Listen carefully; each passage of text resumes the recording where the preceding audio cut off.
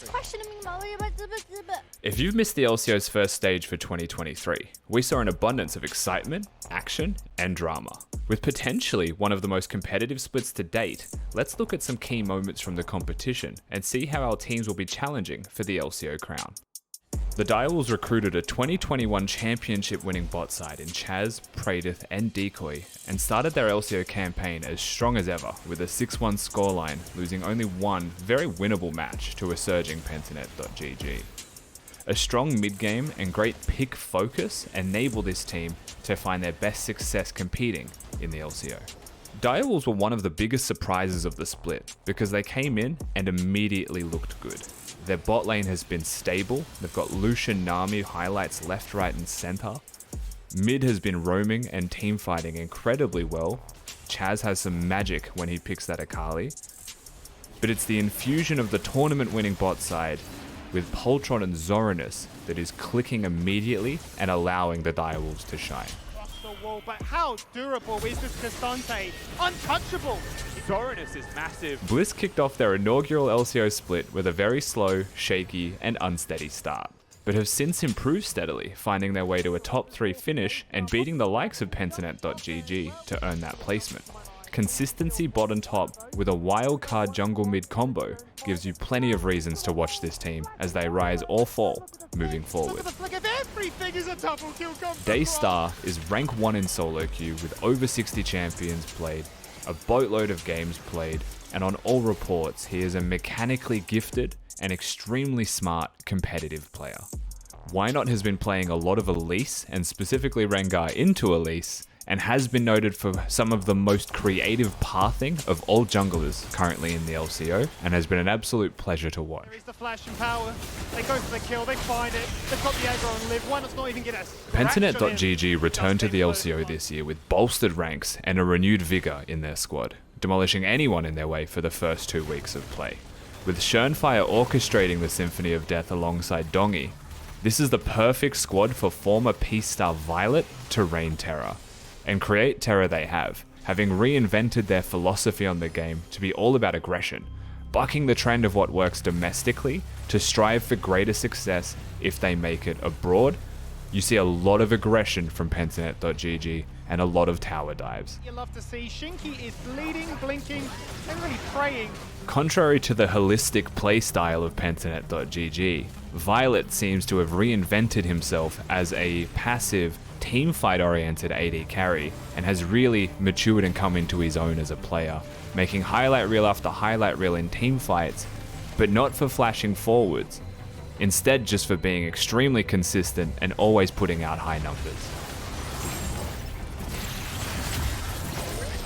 Reigning champions the Chiefs have at times definitively looked the best in the league. Having combined 2022's order with their own 2022 squad, the Chiefs seemed like, for the first 2 weeks, they were unstoppable. But week 3 saw them looking entirely out of shape to their regular play, showing weaknesses just before the next stage, and really presenting some dangers that they have to contend with moving forward. When we think about the Chiefs, right now, only one name comes to mind, and that name is Kisei. He has been playing assassins, he has been annihilating anyone in his way, and Kisei has genuinely been unstoppable for all 3 weeks of the LCO. 1v1, make it a 2v1. Poltron jumps in, insta flash away from Kisei. Oh, flash denied! See if he's coming in too. Bio says, I'm here to help you, mate. Oh, he's alive. Order teammate, Kisei's still alive! The shield bow value, that is a mythic item because that was magical! The Chiefs beat rivals Pentanet.gg in convincing fashion, but 1 week later lost to the bottom of the table team Kanga in an even bigger surprise than when they beat Pentanet. Flashing, autoing, He's done it! This Chiefs roster has more than enough star power and skill to take out the LCO title and find themselves with back-to-back wins in the league. But so far, they've shown signs of weaknesses. They've shown that they aren't infallible just yet, and they have to contend with those demons before the next stage of the LCO starts, where there are eliminations on the line. Winnable for Kanga, just quietly. Hooper with a Nami there. Ground Zero is a roster built off the foundation of Dante and Bulldog, who made their splash in the LCO last year. A young, unrefined group of players with a lot of potential, We hope to see continued growth from this squad as they find their feet and really start to challenge Oceania's top dogs. Ground Zero had an extremely slow start to the league. They tried to play comfort picks, they tried to play the meta, and none of it was really working.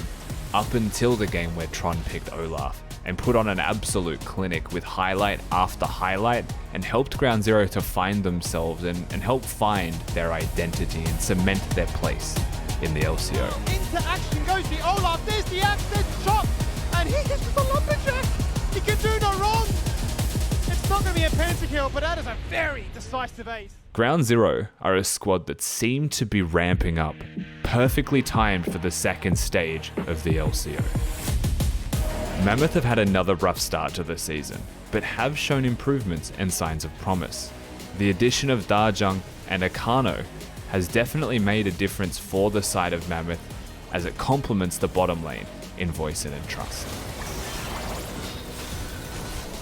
Mammoth's one win of the season so far did come through that bottom lane, with Voicin and Trust playing Draven and Nautilus and being aggressive from level 1, moving Darjung down, moving Akano down towards bottom lane and diving until they found their win. Mammoth have a lot of creativity when it comes to drafting.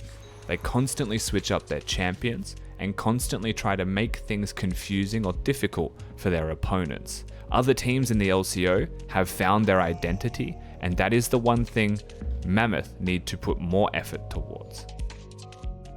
Kanga had the worst start to the split of all teams in the LCO, but thankfully for them, right at the finish line, they found some really good form and beat the Chiefs.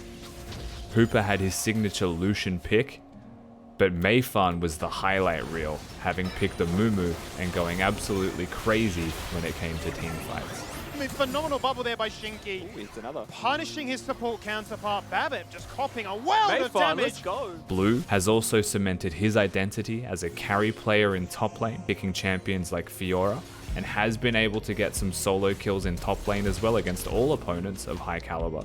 So when you look at Kanga, you have a lot of reasons to cheer for them moving forward, and seeing if this potential behind the roster can come to flourish. The LCO has already delivered an abundance of action, and as we continue to tell the story of our teams, we hope you'll join us on the 27th of February when the LCO returns for Stage 2.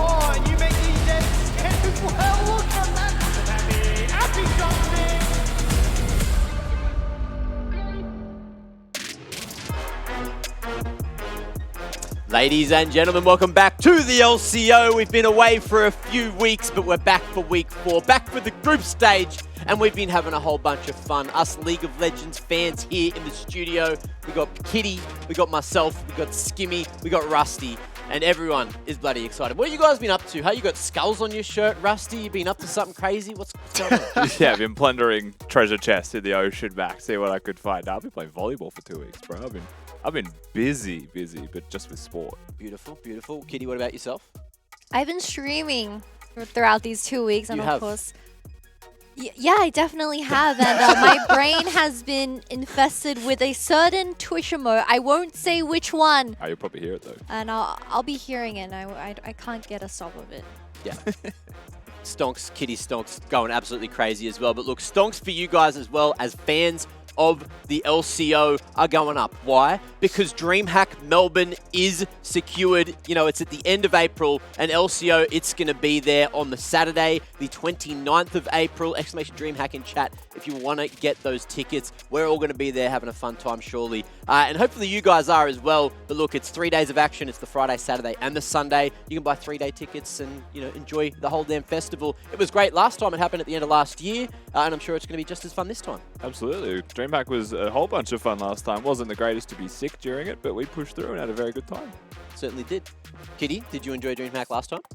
Well, one of my most infamous moments came from DreamHack where I threw a poro into the audience, and it definitely landed into the entire audience, and it was a very successful throw, to say the least. Yeah, the second attempt from me throwing it for you was very successful. We're just on the side losing it whilst you're just like, okay, guys, just swallow me up.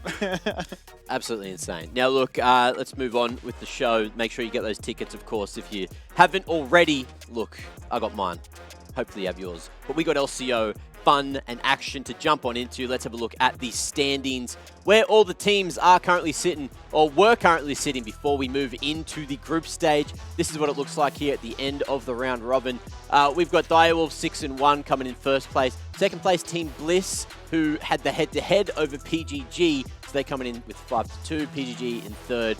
The Chiefs down in fourth of all places after a couple of unfortunate losses towards the end of that round robin stage. GZ in fifth, Mammoth in sixth, and Kanga at the bottom of the table. Anything to touch on here, Skimmy? Any surprises, you know, that you want to touch on before we jump on it? It's been 3 weeks. Look, it feels like it's been forever since we last saw the bloody round robin happen. Yeah, it feels like a bit of a refresher for a lot of us, doesn't it? I think obviously the big takeaway was to end the LCO with Kanga defeating Chiefs. It was a pretty spicy upset, right? Obviously the fact that both these teams were, well, a lot of these teams were vying to find themselves in the best position going into that group stage. So I think we were pretty content with the top of the table being Direwolves. They'd come out the gate swinging. But I think this is far from over, right? I feel like this is one of the most competitive splits we've had in OS for a very long time. And in what world is the Chiefs landing in that fourth spot? For the past 2 years, they have been the most dominant organization that we've had in the LCO. But this time around, Dial's reclaiming their throne in that first spot. Dial's back in the day, that used to be the rivalry between Chiefs and Dials. That was like back when King was still here, Shernfire was still here, Raze was obviously on the team as well. Radier sometimes even had some games, I believe, but that's old stuff and drop for the boomers. Historical Thanks names for that, indeed. And quickly, as we're jumping into the group stage, I just want everyone to remember that Mac put Team Bliss in first place in those power rankings at the start of the split, and they came second. So he was the believer. It happened, yes. But look, here's Group A. Here is 3 teams. We got Direwolves who get that bye, so they're going straight in the round 2. PGG and Mammoth, they're going to be playing tomorrow, it looks like, and that should be an interesting affair. So, look, it's 2 teams from each of these groups, of course, move into the LCO playoffs, which is going to be happening in a couple of weeks' time. But let's jump over to Group B as well, because it's not just these 3 teams. We've got 4 more here with Team Bliss going up against Kanga, which will be the game today. And then, of course, tomorrow, Chiefs and GZ. So, interesting affairs all here on this beautiful, beautiful week of League of Legends. Certainly is. And I mean, it's a double elimination bracket as well. And that does mean that there will be eliminations, the first of which will be starting on the coming Wednesday. So lots of exciting league to look forward to even before we get to the LCO playoffs. Certainly will. Now, look, let's move forward, of course. We've got today's game. This is going to be a best of 3. Everything that you just saw in those group stages, they're all going to be best of 3s. So Team Bliss and Kanga, even though it looks like 1 game, it's actually maybe 2, maybe 3 games to set up this match. And that's going to be coming up very shortly at 6 PM. I'd say Team Bliss looking like heavy favourites from the form that they brought in before we had this break. But the question is, what happened in the break? What's going to be changing here? Yeah, we don't know, and I'm really excited for these best of series to come back, because when you are in the single round robin and they are best of 1s, you don't really get to see much from the draft, but this is where the coaches really put in the work and they start adapting after each game, and it really depends on how they prep, obviously, throughout the 2 weeks that we had off. We certainly had a few weeks off, but you know what that means? Patch notes. We got a new patch. We've got a new patch to play on here. We're going to be moving into 13.3. and that means that we've got a whole bunch of buffs, adjustments, nerfs coming through. Now, quickly, before you guys have a little powwow about what's going on in the buffs and the nerfs column, that adjustment from ASOL, he is going to be banned this patch because apparently he was a little bit too broken. And on that note, Rusty, take it away. What do these buffs mean? What do you want to talk about? There's a lot. I mean, the number one thing, and I'm sure Kitty will want to talk about this as well, is the support pool was pretty heavily adjusted on patch 13.3. A couple of points as well for anyone who did watch the LEC finals. You would have seen a lot of these champions potentially pickable as well. Rakan's risen up the ranks in priority. Nautilus has always been an option anyway, but has a little bit of a quality of life buff. Perhaps in other roles, Kitty, but we'll get to that. And the Jarvan and Braum buffs, we're seeing Jarvan actually flexing to support by G2 in their best of 5 recently as well. And Braum, It was a lot of quality of life stuff, and that really is the TLDR of this patch. They intended to buff these champions, but not directly through their identity, right? Through like the other parts of their kit that helped them out. So, maybe getting them up to scratch with all of the range supports that we're seeing that are overwhelmingly present. And that also brings us to the point of Thresh, because I'm sure everyone has seen on Twitter what buffs that Thresh received for patch 13.3. I believe his Q is the biggest one, where I believe 60% ability haste after hitting it the first time. I mean, in the current stage in this game, I believe you can hit enough haste for that hook to be on a 0-second cooldown. So you're just going to be hooking and CCing second after second. But I also wanted to talk about the nerf section, because we do have Annie, who has been dominating patch 13.1b and patch 13.3, where she has received a little bit of a nerf, where I think the biggest nerf was to her shield, because her shield has provided her to be allowed to be played in the support role, where we see this as a flex between mid and support, where I think it is more support favored when it comes to the E nerf, where the initial damage done to her will only tick once. Previously, you got ticks all the time, so it's not going to do as much damage. But yeah, back to Cassante, because this champion has been taking over the meta for the past, 6 weeks since we started in Season 13, and he has received a slight nerf to his CC when it comes to the W and his Q3, but Rossi mentioned earlier that his ultimate from 60% to reduced 85% on his ult, where in these later team fights in the game, he's going to be popped very fast. He certainly will be. Now, quickly before we move on, Rusty, you were telling me about the rock, paper, scissors effect with these hook champions. Apparently one beats the other beats the other, and now we've also got some situation where Thresh can unlimited hook at some point when he has too much ability haste. Yeah, I mean, I'm a melee support player personally. I'm just a big fan of those, and there is the basic rule is if Thresh is meta, Nautilus can be meta, and Blitzcrank beats Thresh very easily as well, because Thresh stands still, fires the lasso and just gets hooked in because he can't move. So where there is Thresh, and if Thresh comes back into the meta, it's very easy to bring about all of the hook champions, and suddenly bot lane is extremely kill heavy.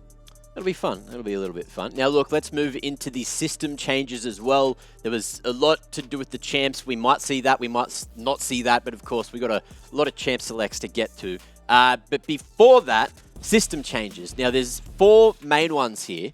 Does anyone want to tell us what's gone down, Kitty? Yeah, Umbral Glaive has finally received an adjustment where you no longer one-hit the common wards or pink wards as a ranged support for the ranged champions. It has been reduced to only 2 hits, where you still have to auto it twice, but not too big of a nerf. Ashe support is still dominating the meta, but the one that I really wanted to talk about is this overheal buff, because overheal, it's never really seen the day of light until this patch, where a lot of these ADCs love building BT, especially first or second on champions like Caitlyn and Varus, where this shield has been changed to, I believe later on into the game, it gets to a flat 300 shield.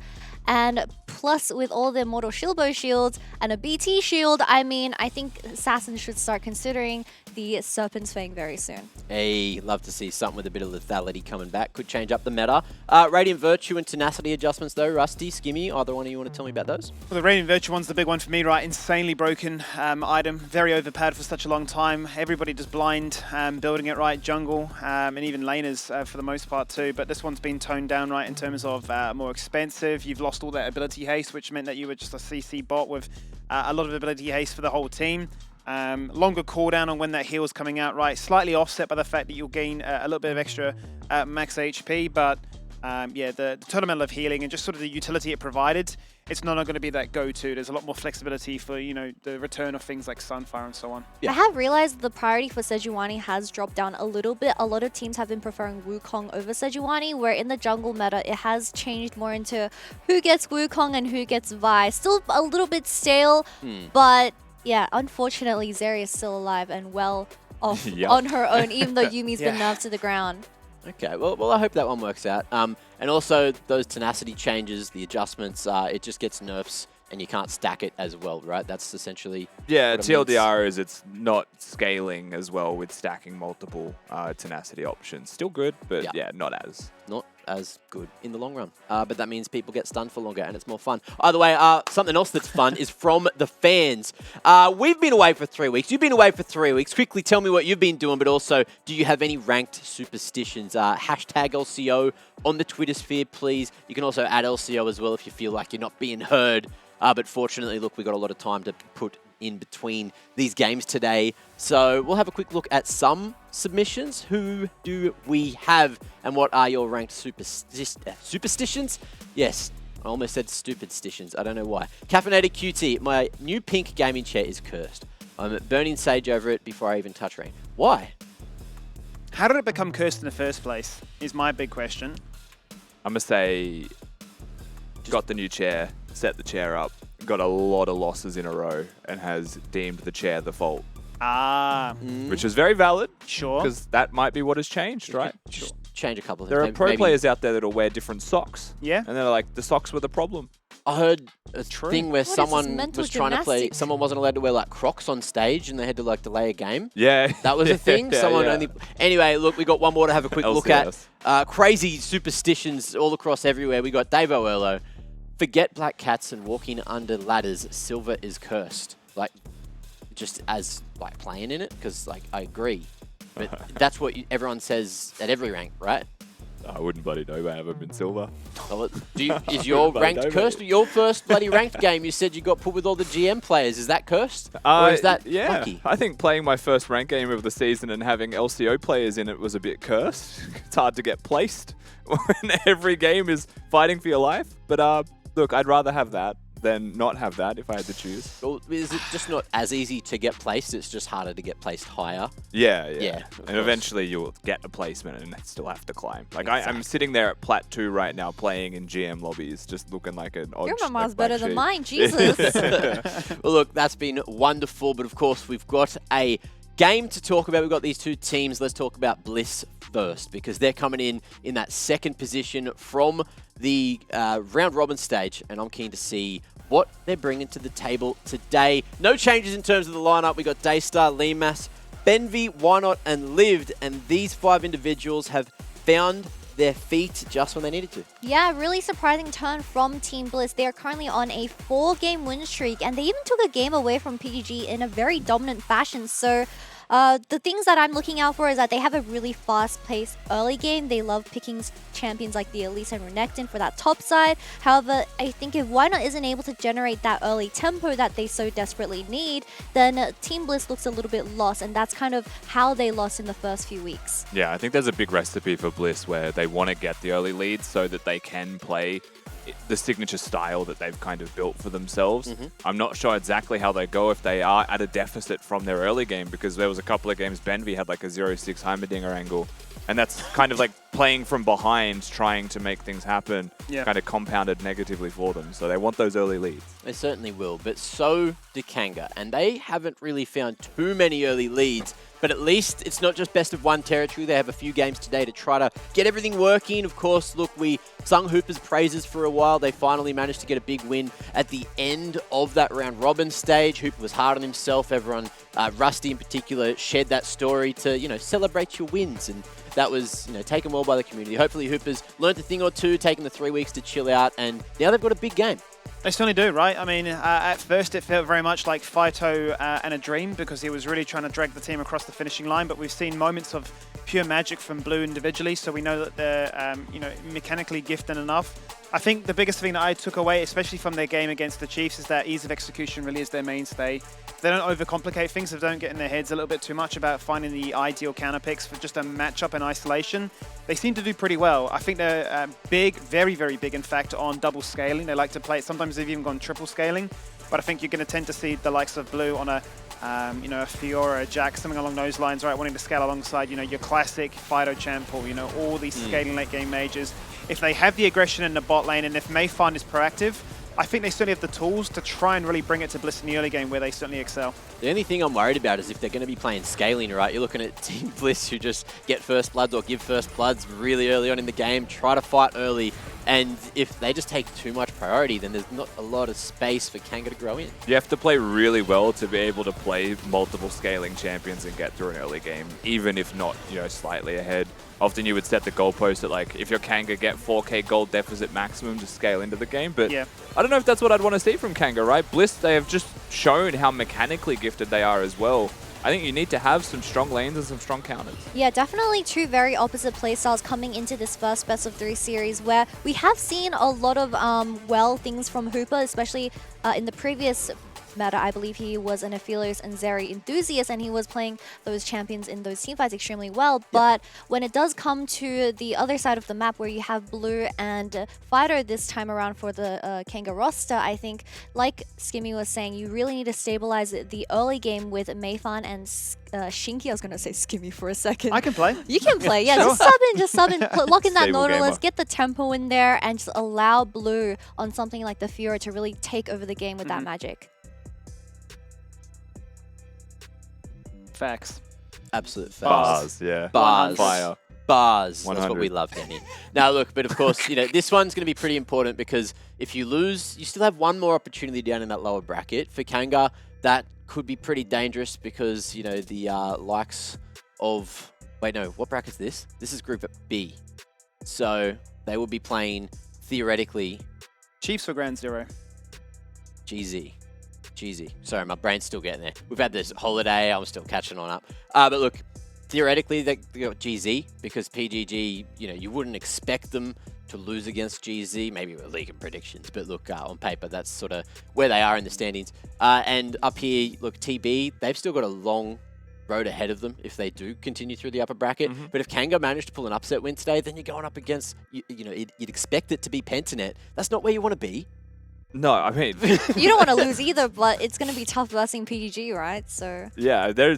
Oh, Chiefs rather, not PGG. It's Chiefs, yeah. Chiefs. But like this whole bracket, the way that you would look at it as well holistically is like there's clear favorites in every single match for the first week, right? Like it's going to become much more interesting from Wednesday when we start to see groups actually flesh out more and there is elimination rounds on the line, right? And for teams like Mammoth, once we go through their bracket and really look at their path ahead, it's a rough week for Mammoth. It's a very rough week for Mammoth. Yeah, it very much will be. But someone who might have a rough week, might not, might have had a rough couple of weeks is Why Not. Let's just check in with him to see how he's doing. Why Not? Look, you've moved. You're in a different location. You're in Australia now. How's that going? I am, yeah. I currently am in Melbourne. However, I'm not in my apartment. I'm at an undisclosed location. Ooh. We have some secret. Indian issues that were supposed to get fixed today, but should be over the next few days. But I'm here now. I have been scrimming from here for the past few days, so I am warm on the setup, no excuses. And I'm feeling great. I'm feeling very, very blessed. that's great. I mean, I hope we don't run into any NBN issues and we just pray on our side. That's all we can do for you. But of course, you guys are currently on a 4-game win streak for Team Bliss. So how's the team feeling about this? 5 games, Kitty. You 5 can't games? count every win we can possibly get. Okay. Definitely good. Definitely good. We've got that, momentum building up. I think those first 2 losses were against, very strong teams in itself. And it was before we really clicked as a roster. Or more, we were just exploring, our play styles and what works for us. So with this kind of 5-game momentum, we've been scrimming loads. We've been feeling, super good. I think as a team, we're feeling pretty confident. Just came out of about, 3.5, 4 hours of draft preparation. So we should be, feeling pretty happy for these upcoming games. Well, speaking of that, do you think the jungle meta is going to change moving into 13.3? Or are there any special pocket picks that you've got? Obviously, don't leak them. You're not going to leak them. But do you think the jungle is going to get shaken up a little bit? Or do you think 13.3 is not changing the jungle meta too much? I think it definitely just depends on how teams want to draft. I think in other regions, we've seen some exploration. You know, with Yike on G2 being a bit of a Bel'Veth specialist, you can see some interesting drafts with certain flexes. I think that it shakes up as much as teams want and are willing to shake it up, which in Oceania probably isn't too much, as most of these junglers, myself included at the moment, is much more in that kind of facilitating role and ensuring our carries and our strong solo laners are comfortable playing their game, and it's more about having that, you know, impact while also having low economy. So I think that we won't see too much shift up, but I think there's definitely potential for it if teams are willing to, you know, put in the work. And talking about impact, I know that you guys just came out of a 4-hour draft preparation. So how excited are you for coming back with these best of series? Because we know that it's been a while since you've played one. I believe ever since you were in the OCS on Dire Cubs. Yeah, best of series and competitive are very fun. It's a whole different ball game because it's all about adaptation. Obviously, as a best of 3, there's a bit less than best of 5. But still, you have, you know, things to adapt to. You have increased pressure. You know, if you win one game, it's only one more to go, but you still have that pressure of, you know, will it be a reverse sweep? And if you win one, then lose one, you know, who's the real underdog for that game 3? Unfortunately for the viewers, it will be a quick 2-0 this game. But you know, I think I'm feeling, you know, pretty happy. And if we did go back and look at those games with Dire Cubs, it was a 3-0. So I'll drop one game and go 2-0 today. Okay. Look, I respect the confidence. I respect the drip as well. That's a great looking hoodie. But also, I respect your time. So we're going to let you go, get ready for that draft, and spend another Bliss shop, 5 code minutes on why it. not 10. Oh, of Code course. why not 10 on the Bliss shop. There we are, lads. And on that note, see you later. Get him out of here. Catch ya. He's making too much money off these bloody interviews, this man. Look, either way, look, that was great to chat with him. Any insight from you guys as well that you picked up there? I just, for some reason, when I was looking at him during that interview, it felt like he's just matured. Like he's moved to Melbourne and he's like grown up. Maybe he's tried some Melbourne coffee. Yeah. It's like here we go. just That's- aged him. Well, he's got, you know, dare ask coffee on tap down there. That's all I'm saying. There you go. It'll mature It's anyone. the secret. Yeah, exactly what I felt from Wynot's interview. I mean, he just felt so prepared in this best of 3 series where that's exactly what you want. And we don't see the nerves of someone who was quite literally playing his first year in a starting position for Team Bliss this year. So it's really nice to see this character development on Wynot. And ever since he moved to Melbourne, I mean, has he tried Vegemite? Or is he eating I'm gonna Vegemite? assume he's had Vegemite. Surely. And if not, we Has to can have, right? sort it out for the next interview. These are the pressing Wow. questions. Either Kitty. way, Yeah. someone that I know loves Vegemite is Fido, and we've got him here for a quick chat as well.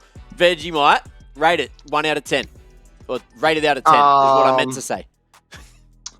Maybe a 6 or a 7. Look, it's not. Nice. It's passable, but it's not on the top of my list. Beautiful, beautiful. Now, Fido, how's your break been? Are you ready for today? Do you think you can take down Team Bliss? Have you spoken to all the Kanga troops? Is everyone feeling good? Yeah, actually, most game days we come in, there's a lot of nerves, there's a lot of restlessness, excitement, jitters. But today, personally, I just feel confidence. I think that it's been a slow process for us, and we weren't sure what was going wrong. But finally, in the past few weeks, things have been going really well for us. So, yeah, we're confident. That's great to hear, and hopefully we get to see that confidence on stage as well, because let's talk about your matchup for this best of 3 series. It's going to be up against Daystar, and I know that you guys have pretty opposite playstyles when it comes to the champion pool, so what are your thoughts on this player so far? He's a good player, definitely a good player. I look up to him, I respect him, but on a good day, I'll beat him. Okay, short and sweet. Now, how's that mid-champ pool looking at the moment? Is it favouring you? You know, there's been a couple of little patch changes since we last played here in the LCO. Do you think it's going to be fun for you up against Daystar, or do you think maybe his champ pool is going to be able to be flexed a little further? Oh, my champ pool is looking real thick. All right. Oh, thick with a double Z. Dummy. Yeah, the double C. So, Okay. yeah, look forward to it. That's great to hear. And my Keep last happening. question for this is going to be that top lane matchup where you guys will have Blue up against Livs. So we know that Blue, he loves his scaling champions like that Fiora. And I believe, was it Vladimir? Yes. So Livs, he's been always the person that Team Bliss has relied on. So what do you think is going to go down in that top lane? I'm expecting to hear an enemy has been slain a few minutes into the game. People are so ruthless today. Okay, let's just cut the tape because they seem like they want to just rush onto the rift. Best of luck, Fido, and hopefully we get to see that confidence come through as well. Thanks, guys. You know what I like, respect everyone's out here, so like, much? Is he just They're each other's stared neck. into the camera and was like, I'm going to beat him. Yeah, everyone's Deadpan. confident. No laugh, nothing. It was just like, ask me another question. Right now. Champion pool? Thick. Top lane, enemy has been slain. The best description Best one-liners. ever. Quickly, we've got a few stats to have a look at from both these teams head-to-head before we jump on towards Champ Select. That's not too far away. The game is just around the corner. Rusty, you're a bit of a stats man. What do these all mean? I mean, they're all very much straightforward stats, Mac, but if we're going to distill the stats a little bit, what it does mean is that Bliss are getting first bloods. That is something that Kanga have not been doing. In fact, they are probably close to 100% on first death percentage. They've had some extremely rough early games. They've had some extremely rough laning phases, more specifically. You know, the 2-week period where Hooper and Shinky were just suffering in bottom lane from level 1. It's good that we saw Kanga start to stabilize and find themselves, but statistically speaking, they've been really rough up to 15 minutes. And then they just kind of forced their way into a solid win, but they forced their way into it with a Rise pick when they were playing against the Chiefs, right? And great map movements and rotations got them across the line. So they want to find some early strength. And look, you heard in the interview, they've had weeks now to think that through. And I'm just looking at the KD, so even though Team Bliss is probably one of the best teams that we have in terms of their early game, however, still 0.9 compared to Kanga, who has had a really rough time dealing with that early game. So it doesn't mean that Team Bliss is a perfect team. I think they still have a lot of cracks when it comes to mid to late game, when it comes to execution and cleaning up the, I guess, closing out a game. So if Kanga is able to reach that stage and really start capitalizing on the mistakes that Team Bliss makes, well, it might be a series on our hands.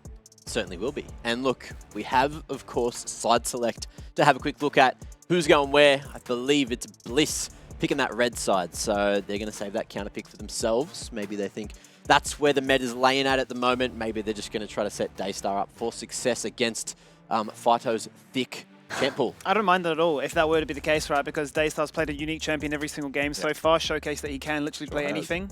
So, I mean, certainly you could look to try and go that direction, or maybe you go for Lived and say, hey, let's look to try and shut down Blue. I'd imagine it's probably going to be one of the solo lanes. I'd be surprised if it was anywhere else. I feel like they're strong enough individually to take a blind pick, but I think it would be towards those solo lanes because that seems to be the strongest part for either side. Now that Braum has been buffed, we've been seeing a lot of melee supports, and I believe it was an LPL where they actually saved that the counter pick for the support position, and they did respond with a Braum, but that is of course with the expectation that you're going against something like the Sejuani, the Silas, things that always go in.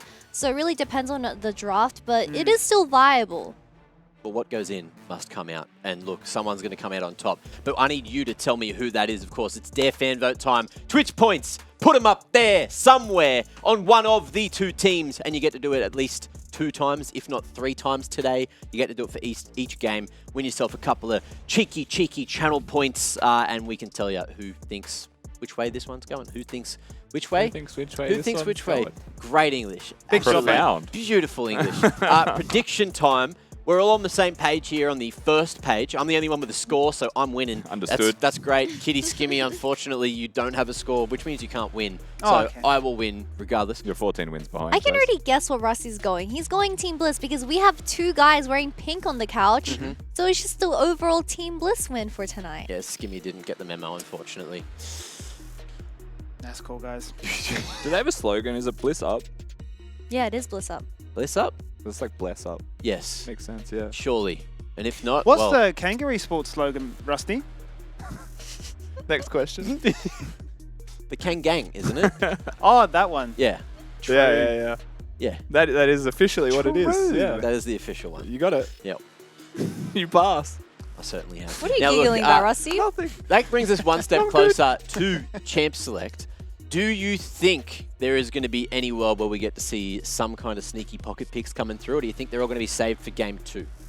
Definitely Bliss is going to be a very contested pick in this first game because we have seen the recipe for Team Bliss that has been very successful is that Renekton and Elise in that top side where Daystar just plays something aggressive and the support Benvi also just reflects this aggressive nature in the level 1 stage. But if those 2 champions are taken off, I mean, we get to see a whole new playstyle introduced from Team Bliss and we'll have to see how they execute it when it does come to something like the scaling compositions. And also Fido, revenge against the old team. That's another storyline that you guys could maybe spin while Champ Select is going because it's ready. The first game of the group stage is coming at you hot. It's time. We're bored of best of ones. We want those best of 3s. We've got a chance to really shine and showcase what these teams are made of. And we're right into it with multiple bans already having taken place. Double bans towards those really impactful junglers, the AP ones at least, as well as the Maokai. Then a lot of those problematic champions with a lot of range, right? Like your Caitlyn's and your Ashe. Looking like we might just get a Varus Zeri bot lane matchup, mix it up, do something different for once, hey? It's very Let's have predictable. a different, unique bottom lane matchup. It's going to be a mega snooze fest, but I mean, ultimately, it's kind of what we've got used to. But of course there is always the Teemo angle. Yeah, we'll go through the bans really quickly as well. The Elises are mandatory against Why Not, it feels like, and a lot of junglers in Oceania will play that. While the Annie is being hovered, it certainly is pickable. Yeah. Not just in the support position. We've seen it in mid lane in competitive regions as well. So the fact that that is there, I think bodes well in my mind for the way Kanga should play, is probably the way that I would simplify it and say that, right? Usually we'll go into a draft phase. We're going to see a Cassiopeia and a Zia and a Tristana band away. But maybe Annie is the secret weapon. Now he's got so many champions. The champion pool is that thick that they can't ban him out anymore. Agree. And, when we're talking about champions that need to be locked in, maybe those pocket picks, as Kitty asks, I think Sejuani and Mumu really fit the bill for Mayfan. It allows you to be aggressive, allows you to certainly take some trades nice and early on. And also the Tristana is being locked in early too, which also adds a little bit of confusion to the mix. As, still is a flex. It could be Tristana mid, it is a pocket picker Fido. It certainly still could be bot lane for Hooper. Absolutely true, right? And you have like the Trist-Rel bot lane duo, which may be a forced ban coming out of Bliss potentially. One of the best ways to deal with a Varus is that all-in threat. Just like stop him from really existing, and Rel's one of those champions where you run cleanse, but you still got knockups to contend with, impossible to play against. But there you go, right? Rel has to be respect banned, they'll take that one away. There is still the alternative of it being a Tristana mid with an Annie support and letting them pick a flexible ADC option. Those options are a bit more limited though. I don't think you do like a Zeri Annie lane. That to me doesn't speak towards like the most powerful lane. I feel like maybe it's like a Jhin. Yeah, I mean, I feel like the Zeri Annie is almost like a more aggressive version of Zeri Lulu, right? You still get the shield, you still get to press on forward, but certainly don't have the same level of protection as you would have done otherwise. I like the fact that Greg has come out, another champion that's certainly starting to rise into the meta of things, right? A quad flex that can certainly be played to fit the bill. We've been seeing it mid. Yeah. We have been seeing it top pretty jungle, much everywhere. Support, wherever you want it to be. Exactly right. Jace gets respect banned as well. Maybe a potential for Liv to find some early aggression there, as the Fiora also, that tax has to be played for blue. Yeah, of course, in the one win that we saw from Kanga, there was a bit of a Fiora split push. Just absolute gremlin from blue, the way that he was playing that one out was so annoying to deal with. But that's not going to be available this time around. We'll see if it is just going to be something like a Jax for blue. Again, can work with the composition quite well. They've got crowd control, they've got a decent amount of damage. They just want to layer this crowd control with a more meaningful overall composition and identity. Right now, it does feel like it's going to be about engage and team fighting. I've actually, if they locked this in, I low-key didn't expect it, but it was the only champ I could think of when I was trying to find Annie combos. It does certainly give you a ton of lockdown potential, but it does make it a little bit susceptible to all the hard engage. We have been seeing a lot more Ezreal very recently as well. Deft came in with the crit build, but it still just was really hard to pick the champion with all of the pushing power that exists in that bottom lane. And that's still true, right? Like you're looking at a Heimerdinger Varus. You go Ezreal, you're probably just going to be pushed in, stuck using the Q under turret. But you are a safe champion. In saying that, they've still gone for a safe champion here in the gym. They certainly have. Now, that fifth and final pick here for Kanga Esports. What is it going to be? What does Blue decide to play? And he's going to showcase that, hey, it's not all about the carries. I can play the tank. I can be the engage to complement Mayfan if called upon. And I would imagine for Liv, that really is his comfort zone. They're not often seen champion lately, has been seen forever though in competitive League of Legends. Obviously just provides a bit of extra scaling strength for them. Does confirm where every single person is going here from the side of Kanga, right? As we'll just get our tank v tank battle in top lane. Liv will always take that handshake. He's very happy to do so. Can play the carries, but you'll never go wrong with the Sion. And that's the champion I thought I was going to see from Blue, the Sion. Something that we've been seeing a whole lot of at the moment. Yeah, the big absence for me is the fact that we don't have a Jax. I've been seeing so much Jax recently, but it's not comfortable enough, perhaps, to be locked in here just this early on. Instead, we do have ourselves the the typical Kanga Esports composition, right? You've got the scaling fallback option of the ornaments in top lane. You've got the pocket pick of a very aggressive laning Tristana that Fido is renowned for. flipped it over to Team Bliss, though, and they've got a lot of displacement and a lot of engage. Yeah, I will say a couple of the champions that are definitely missing in this draft that you'll have to keep in mind for future drafts. Right now it's a best of, and there is adaptations that'll be seen. Is the Akali's not there, the Jax isn't there, the Zeri hasn't been picked or banned either. So still lots of options there for both teams if they, go through this game, it's successful and things get banned away from them. Yeah. First and foremost here as well, now the compositions are done. Team Bliss have got, the Gragas style composition. Does add a layer of complexity into how they want to play the game out, but they've got really good gank setup through their jungler and their support and ADC. So as long as those guys are on the map, it's very straightforward with how Team Bliss want to play this one out. Certainly is, and obviously Gragas is a very versatile champion. You can build full damage but still be very tanky, obviously have very good trading patterns and very sustainable, right? Just through the passive, giving you all that healing back. So I'm curious to see what build we do get coming out of the Gragas and really how Daystar navigates it, right? Just showcasing once again another champion. So many champions. But I can pilot it. Yeah, he honestly just plays everything, doesn't he? No issues whatsoever. One of the deepest pockets of all of the mid laners here in the LCO, if not all of the players in the LCO, even just beyond the scope of mid lane. So talk to me then, initial impressions then, looking at the drafts. We've come into this one saying that Bliss are the heavy favourites, all of us unanimous, 2-0, but looking at this one side by side, does that change much for you? I mean, for me, just looking at what Kanga can do, I think the recipe is very simple, and they are going to try and hit level 6 and win the game, basically, right? They're just going to have Hooper survive, he's going to be long range. Fido's maybe the primary carry and maybe the lane they put most of their attention towards. So if that starts off well for them, then you have high hopes for Kanga through the rest of this game. But Bliss have a little bit more creativity, a little bit more flexibility, and the major difference is really that they have a lot of single target crowd control and engage between a Vi and a Varus. So the way they play it out will be a little bit different. Still very ult reliant though, I will say. Both of these team compositions want to have their ultimates up, so it could just become a case of, a lot of teams, because they are ult-based comps, will just look at objectives. And say, we'll fight for the Drake, and then all our summoner spells are back as well every 5 minutes, so they're able to make that one happen much more successfully. Champions like Annie, right? You want to have flash tibbers. You don't want to just have tibbers and look at them menacingly and shield to go a little bit faster.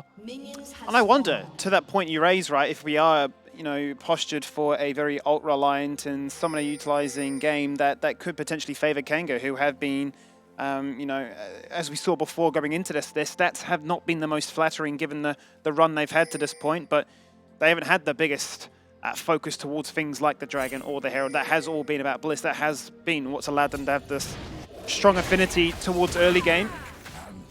So let's see if that can substantiate itself once again. And I mean, looking at this bot lane for me, first of all, Varus and Heimer, how do you deal with that? Because it's just so much relentless harass. Exactly right, yeah, and it's harass while pushing. Right, the turrets keep you out of the bush. Annie's one of her biggest strengths is being able to threaten stuns from Fog of War. Heimer makes that a little bit harder to do, but of course, as you're seeing now, Shinky's going to get pushed out, take some damage, take some pretty negative trades in that 1v1. So you're expecting bot lane to just be kill heavy and push heavy as Fido hits level 2 first. Yeah, just really showcasing what makes Tristana so strong in lane though, isn't it, right? The fact that you are just Halo Bladesing and you aren't just going to AFK and say, I can just passively push with the explosive shot. No, I want to be in your face. This is a direct lane counter. That's it, and Gragas is not a champion that's going to be super strong level 1. It's all about pushing through that early stage. Level 3 is actually a pretty big breakpoint for Gragas, because then you have access to the body slam that can stop a jump, right, if a rocket jump was to happen. And then you've got multiple tools to sustain up with your passive, as well as stopping a Tristana from auto-attacking you. So mid lane is about nullification. Bot lane is about pushing and priority. You can see why not going to use that right now. Shinky actually very killable. And Hooper very forward postured. Could be exploited. Look at BenV postured right now for the stun. Instant flash away. So the fight will fizzle out. Deadly Flourish to turn it around and hit back with a little bit of harass of their own. But now that's a shoe-in for another gank. Exactly right. It's a flashless Jhin. Cleanse still going to be available, so it can't just be the Heimerdinger stun that will confirm it. But hey, as you get closer to level 6, they can layer crowd control with the Varus coming into the mix as well. So why not, as you would expect, early aggressive jungler finds an opportunity to get a gank off. And now mid, they start trying to stop it from crashing. Really just annoy Fido with why not as he comes through. Absolutely. The protection there, just making sure that Fido is forced to go back to his side of the lane. And lived as well. Cheeky little roam from Lived, isn't it? To come out of lane this early on, just to see what is up, clear up some vision, guarantee that Why Not can just go from what looks like crab to crab. It's a full team effort basically to make sure that the crabs are secured and also prevent Mayfun from having any kind of fighting chance. Given that Why Not sunk time and experience into ganking bottom, he didn't actually get experience for it. That is something that Mayfun did get, right? So 4-3, perhaps fighting fit. So they're going to protect him to make sure that he can get a bit of extra money in his pockets. But Mayfun just going to cry very loudly at the bot side Scuttle Crab anyway, and it will eventually die due to emotional damage. Now, what does Mayfun do in this situation? Does he decide to go for the reset or just hover here for the meantime, see if anything were to happen? 100% a reset. Just out of sight, so we'll go back to base as that wave is going to crash on through. So Hooper and Shinky just spamming abilities and auto attacks to push that wave in as fast as they possibly can. Essentially just confirming the crash was Mayfun.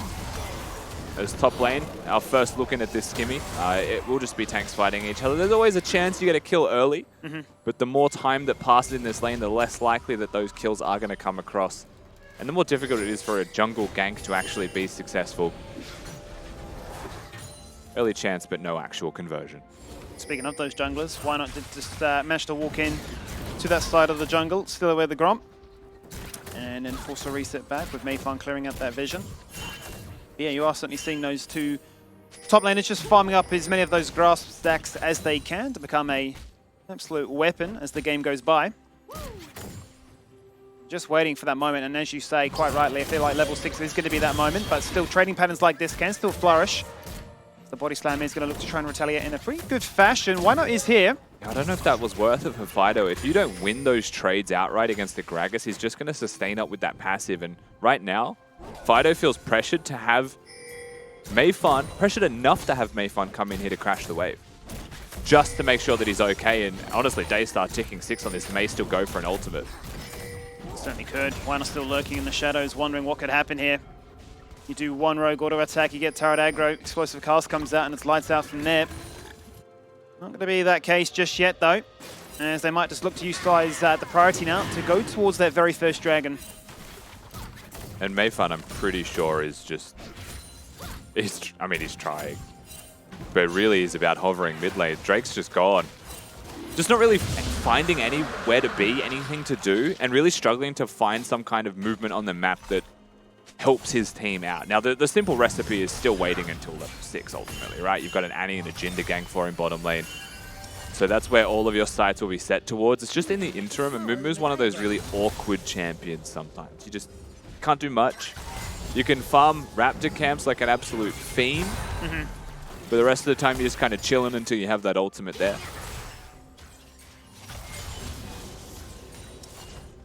Certainly though, once those ultimates do come on through, the pick potential will be unlimited, and it's going to be a scary prospect to really see how Team Bliss will handle. But so far so good, farming up a Storm. Level 7 is there for their 2 solo laners, and they've managed to put themselves in a position of power to be inspired about. Question is now though, how do they look to try and set up for this Herald? I mean, right now, the deploy is no supports involved. It is just going to be junglers moving. You can see through the current levels as well that junglers are getting close to level 6. Why Not one camp away? Mayfun going to need another one after this Scuttle Crab at the very least. But because there is permanent priority in top lane, permanent priority in bottom lane as well, it really is Bliss that it feels like get to determine what objectives are going to be looked at, unless something can be swayed in mid lane, you know, a gank success or a kill that comes through. But that is exactly what Daystar is trying to prevent. You know, going for that Rod of Ages build. Just being unreasonably tanky with a crazy amount of sustain. Yeah, absolutely. Not only with your built-in kit, but also the fact that those levels are going to start to really nullify any kind of pressure that Fido is throwing your way. And a necessity to run the TP as opposed to an Ignite for that potential laning cheese only compounds that further. So, level 6 now here for Mayfun. Once again, hovering, but on vision. So Daystar can take as long as he likes here. Bandage toss gets thrown, gets baited out essentially by Daystar, who's playing around the minion wave and will body slam his way to safety. And now Benvi, right? Supports are going to deploy. You've got Shinky coming as well through mid lane. everyone is looking at mid, but nothing is happening. That is essentially what we're looking at. I think Mayfan, if we looked at proximity in mid lane, he's close to equal with Fido. My man's is living there. And then objectives are just, you know, Bliss starting them off and Kanga a little bit too slow on the uptake or even opportunity. Lucy's are being done. Well, here could be an opportunity presented right now. Call of the Forge goes out, and that is a one-man stun onto Benvi, who still lives and still survives. Ultimately, Mayfan has to flash for it, but the casualty is so high. Lived as Sion has picked up a double kill. A tank that is going to be out of control only 9 minutes in. 2 kills for the Varus as well. Flash trying to get out to safety. Hooper, big trouble. Big ult, and that's the follow-up damage there as Hooper is in a world of trouble so far. Daystar body slamming across the wall, and the kill confirmed with that fadeaway barrel. And what more could you ask for with an ace at only 9 minutes in? Hey, and that fight was successful in the Herald pit, and that's without Vi having an ultimate to use, right? He's able to save that for Hooper afterwards. Summoner's still there for the Jhin, unfortunately.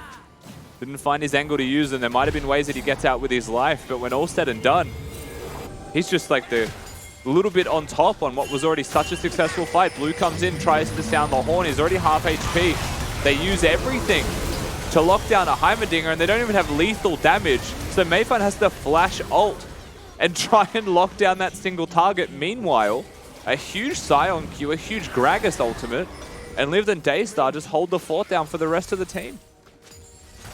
And it just feels like classic Bliss, right? Early game shenanigans have always gone their way.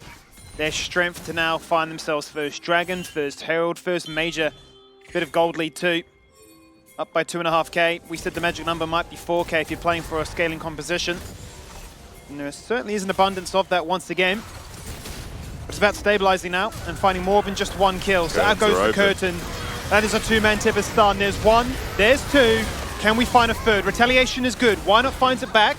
As does Daystar. So the mid jungle get basically all you could ask for. And they won't settle for that. They want more. And why not? He's just too tanky to fall on down for free. I mean, it essentially results in a 3-for-2 trade here, right? Which is advantageous for the side of Team Bliss. But Kanga found their angle, right? That's kind of what they were looking to do at the Rift Herald, but they just didn't find the angle they were after originally. You watch this one more time. Bliss fully aware, right? You see this controller get cleared, and you see a second controller placed immediately. So they still know that they're there. They still know that the dive is going to happen. Hooper maximizes his DPS, and then it's just a 2-person Tibbers here by Shinky. Finds his mark, finds his target, but it's a tower dive. Towers do more damage. You know, it's a dangerous place to be, and they're not tanky champions. They are fragile. Annie will die in 3 hits to a turret by herself. But still, it's proactive. I like that, but it comes after they lost the fight and they're behind in items. That it does. It was a risk, a gamble, and one that you would say they'll be happy about, but ultimately be concerned about now, having checked the scoreboard and seen that Daystar has exploded into life with a 302 scoreline and a Sion that is going to be an immovable object in this game as well. And you're thinking we need more than just items right now to try and contend with all this beefiness. Gives him a hello. Mayfan puts the tears on. Not sure if it was to deal damage or if he's just sad because he didn't find him in time, but either way, doesn't quite get the why not that he was perhaps searching for. Kanga resume their laning phase in bottom, but they're against the poke of a Heimerdinger and a Varus still. They always have to be careful. Benvi, now if I was cheeky, I would stop just that one base. Just to mess with him. But he has bigger plans in mind, Skimmy. I'm not based. Benvi is based. They've got a Herald to summon. We've got a turret to take, and they know that there's going to be no recall here from the rest of Kanga. They are in base. They certainly are. Mayfan's still crying in the same spot as before, and maybe more so now because they're going to see that the turret is falling on down. Chile is still active. 3 members strong are going to take this one down with a minion wave to empower it. And it is going to be the on-hit Varus, right? So they have a lot of damage to do things like this. And you can see Kanga not sure if they can respond or should respond, where to be, right? They know full well that that tower's going to go. But they try and get back to that lane. They have an Amumu, again, hovering, being nearby, but Daystar simply pushes. Speaking of Daystar... Speaking of, sound the horn once again, but just a fadeaway cask, isn't it? An ult, get away from me, Fido. And the fight never really was on. Yeah, and he's perfectly fine. Rod of Age is done for him as well. 12 minutes in, already has a stack on that one. And that on-hit Varus you highlighted now has completed items and some working towards his Guinzoos. So super high DPS. I mean, Kanga's got a very close range composition as well, so very easy to actually get those auto attacks off. The only issue is dealing with the damage that comes out from them being in close range, right? Namumu ult, Annie ult, suddenly it's very difficult to actually play, even though you've got those on-hit options or targets. Yeah. But he has the cleanse, right? Has the ability to navigate that one. So we'll just see if Limas has cleanse on the right binding this time. We're never going to live that one down. No. We'll not forget it because we hyped him up. The second you hype them up, they find a way. We'll find a way in this group stage to give the hype again and have the caster curse come to life, no doubt, I'm sure. But it's Team Bliss with 2 dragons and another Herald to look forward to in under 30 seconds now. And will it be just a perfect start here for Bliss, who are already now 4K ahead? Starting to plant themselves in mid lane. Best case scenario here for Team Bliss as well. With a Gragas and a Scion in the sides, not going to die to anything besides multiple members attributed to the gang. Hello, Benvy. Well, there is a bit of a cheeky pick. They commit the Curse to the Sad Mummy as well as the Curtain Call too. And that's a Heimerdinger, which is 0-3. A similar story, we've seen this before. But the Heimerdinger obviously still has that value. I mean, it's just a bit of disrespect, it feels like, positionally by the support of Team Bliss here. He knows they were there. They used the Scryer's Bloom and they saw the Annie walking past.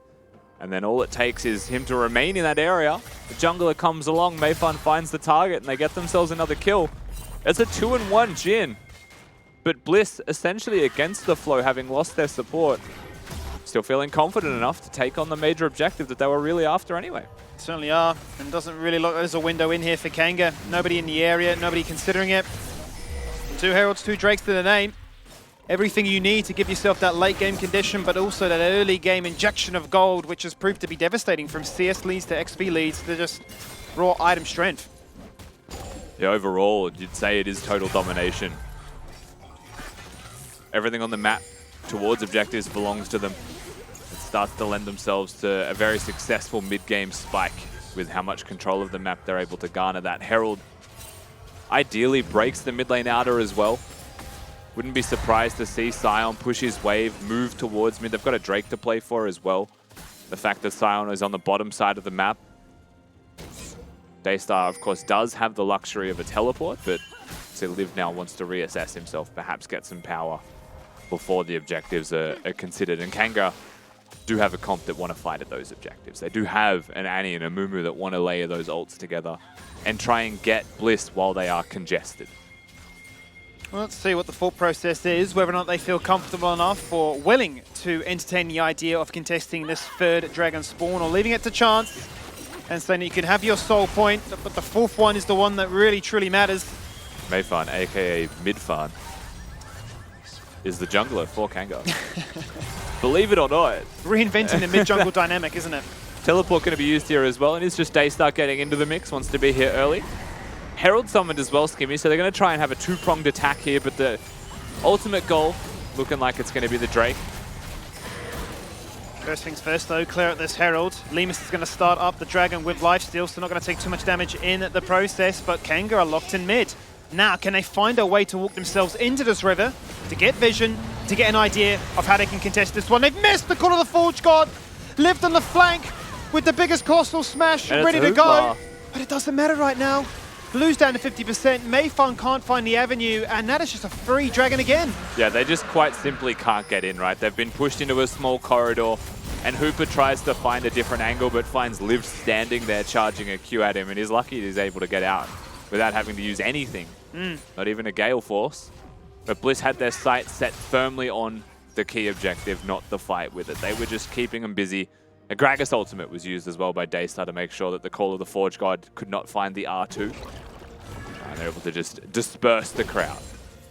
And the item disparity at this point now just feels overwhelming, right? You've got a 2-item on-hit Varus, which is certainly excelling. You've got the Rylai's Rush on the Heimerdinger, so forget the KDA. That Heimer is doing a lot of work with the soft CC. And also, you know, you're still working towards Daystar becoming a scaling menace, right? First item was the Rod of Ages, 6 stacks already there. This is dangerous. I like when Mayfun and Shinky are sharing a screen. It's something that works very nicely for Kanga. Why not Might be walking towards him. Now note that he does have Merc Treads and a lot of HP. I don't think they can one-combo him without Jin dealing damage. And what is the face check? They know where the Oracle's now, but does he still entertain the fight? He certainly does. In they go, Chain of Corruption. So follow it up! Look at the punch! Shinky's just dead, deleted, removed away from my screen. The mid, or rather the jungle support, they camped it up, but they pay the price. Yeah, why not? Walks onto a Jin trap, and I think instinctively presses his sweeping lens. Finds an Amumu in the bush. And Mayfun says, well, we've been spotted, what do we do? And as stated, they don't really have the damage. Daystar, he's taking up the turret right now. He's actually going to die for this one. Indeed he is. That's the be picked up here by Blue. Can they find a second now? Call it Forge God once again. Not a possibility because he is already dead. As R2 is considered. Look at the damage that is not being done to the Scion. Yeah, the major crux here for Kanga is that they need Phyto to be ahead to be able to deal damage to this Scion. Jin's not picked to do damage to that Scion at all. And an odd draft handshake will result in a very difficult game to be played out by Hooper. Even harder when there's a 7k gold deficit. We'll see how this plays out one more time. Why not Q's? Clears the camp, sweeps in, finds a ward, finds an Amumu, and they say we have no choice, but they don't have Triss close enough. They don't have Jin close enough. In fact, both Fido and Hooper are cut off by Benvi moving there first. And that is where the idea might be okay, but the execution is sorely missing from Kanga. You can't be in that position if you don't have the reinforcements that can get there first. Instead, they cut themselves off. Yeah, certainly worst case scenario was all that time wasted. Looking to try and facilitate that play, but for no great cause. 4k balloons to now a 6k lead in favor here for Team Bliss, who are well on their way to the earliest soul point we've seen so far. That's to really play for now in just under 2 minutes. And a Mountain Soul at this point as well, you're already struggling to take down these tanky targets. Yeah. And that just really furthers that problem. Red Buff, of course, doing quite well in this 1v1 against Fido, but with the changes to how leashing works, it's not going to get all of its health back. And like you just mentioned, the Mountain Drake basically means that Jin should never look at Scion. They should never make eye contact. The Jin doesn't win that. There's 0 to gain from that. Even means that Fido's going to have a harder time and might want to have Rush. Hold up. Yeah, once again looking for a target, and it's always Benvi. He is the sacrificial lamb, knocked up by, well, he's still living for the meantime. Mayfun has to overextend for it, but look at the backline. Hooper forced to flash away, burn Gale, force burn, everything to survive. They can't kill Limes. He's got the uptime, so he will do close quarter damage. And now it's just 1 by 1, easy pickings. Who's next on the chopping block? Shinky is in their sights, but Hooper, as well as Fido, they answer right back. Shinky eventually expires. Yeah, Shinky ultimately just destined to fall down. Now 5-1 is the scoreline for Daystar. Looking fantastic with his Gragas pick, but coupled with Lived on this Scion, who is unkillable. That was a fight that happened and it feels like he lost maybe 100 HP total. No one wants to touch him. And we'll see what happens again in this skirmish because they engage themselves. It is something that Kanga's composition excels at, but they keep looking for this Heimerdinger, and they keep not having lethal damage, so they have to keep hunting. And Limas, once again, because he's not the prime target, just cleanses the Amumu ultimate and puts out DPS. He's left pretty much untouched. Incidentally takes damage, but meanwhile, the rest of Team Bliss cannot be killed. Why not will go down here, but it's an afterthought. The rest of the fight was already lost. Yeah, I think the big thing, the takeaway for me is just how hard it was for Hooper to match really the output that Limes had, right? The fact that they open up with the Deadly Flourish, the Curtain Call comes on through, but Liv is already drifting right onto his head. Double bruises in your face. Yep. Every summoner, every active burnt just to survive. And Kanga, in vision, completely spotted here by Team Bliss, are going to hit the Baron. There's only one goal they have in mind, and that is to trade Baron for the Drake, because the soul is free. Let's see how Bliss play this out. It always really was to be a Baron dance. The Ox goes wide, and Bliss continue to taunt with them. It will be a 4v5, but they're quite honestly strong enough to staunch them out like this. 4k HP. Kanga have to make a decision right now. 3k HP, and the Varus is going to start moving up here. And look at that, and Liv. Oh, the flash ult. The flash ult onto 3, locking them all in place. Liv still surviving, 2-man knockup. Liv eventually falls on down. Shut down for Blue. Baron reset, no longer entertained. But it's a case of how strong are Kanga to continue to fight like this. We're TPing away. We are just that scared. It does not really matter. As once again, one by one, they just continue to crumble. And the last man standing, Hooper, is going to resign himself to death to a turret. Will just have to get executed. Meanwhile, Team Bliss, they'll take themselves the Baron, their just rewards. This will be a dicey Baron for a little bit here, but they've got a Mountain Soul empowering them, so the damage over time that they would normally take as backlines here, not going to happen. And it should just be a team fight straight to the Baron. They play calm, they play collected. They know that Kanga want to force a fight, so they just play patient. Right, Ornn, just a little bit too early here. They're not routed enough, they're not grouped in enough. You're not going to hit anybody with that one, they just dash away. And then because Kanga don't commit themselves to the Baron, Bliss can just chill. Right, they're just going to play with cooldowns with skill shots. Mayfar not going to find the bandage toss. And Lived being the front line is never going to die. So it requires a flash ult, but the second he does it, Daystar dissipates them with an ult of his own. And then it's just impossible to outright win the fight in this situation. They're just desperate, they're trying to get kills, and look, Lived can die. If there's one takeaway from this, Lived can die, but it takes so long that it's not ever going to really be a team fight winning. And it takes the whole team single-minded, focusing him down, right? You just saw such a prolonged effort to remove him from the equation.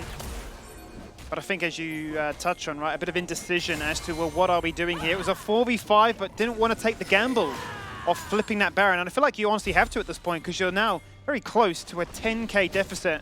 Now, with a Baron-inspired team, Bliss are going to say that these 3 turrets are soon to become far, far more.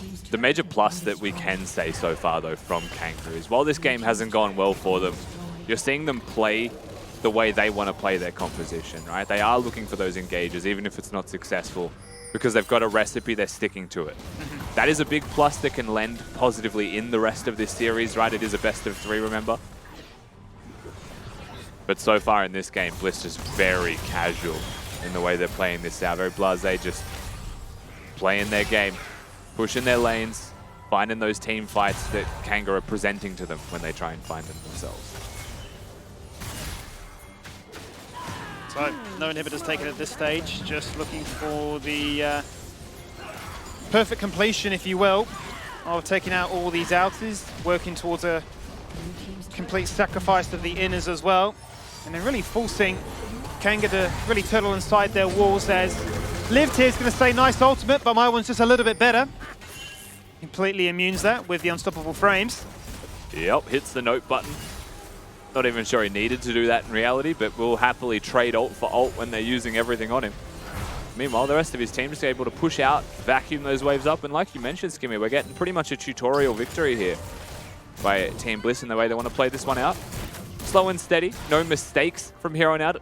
Pretty much impossible to kill the Heimerdinger now as well with the completion of his second item. Now the Crown of the Shattered Queen is there.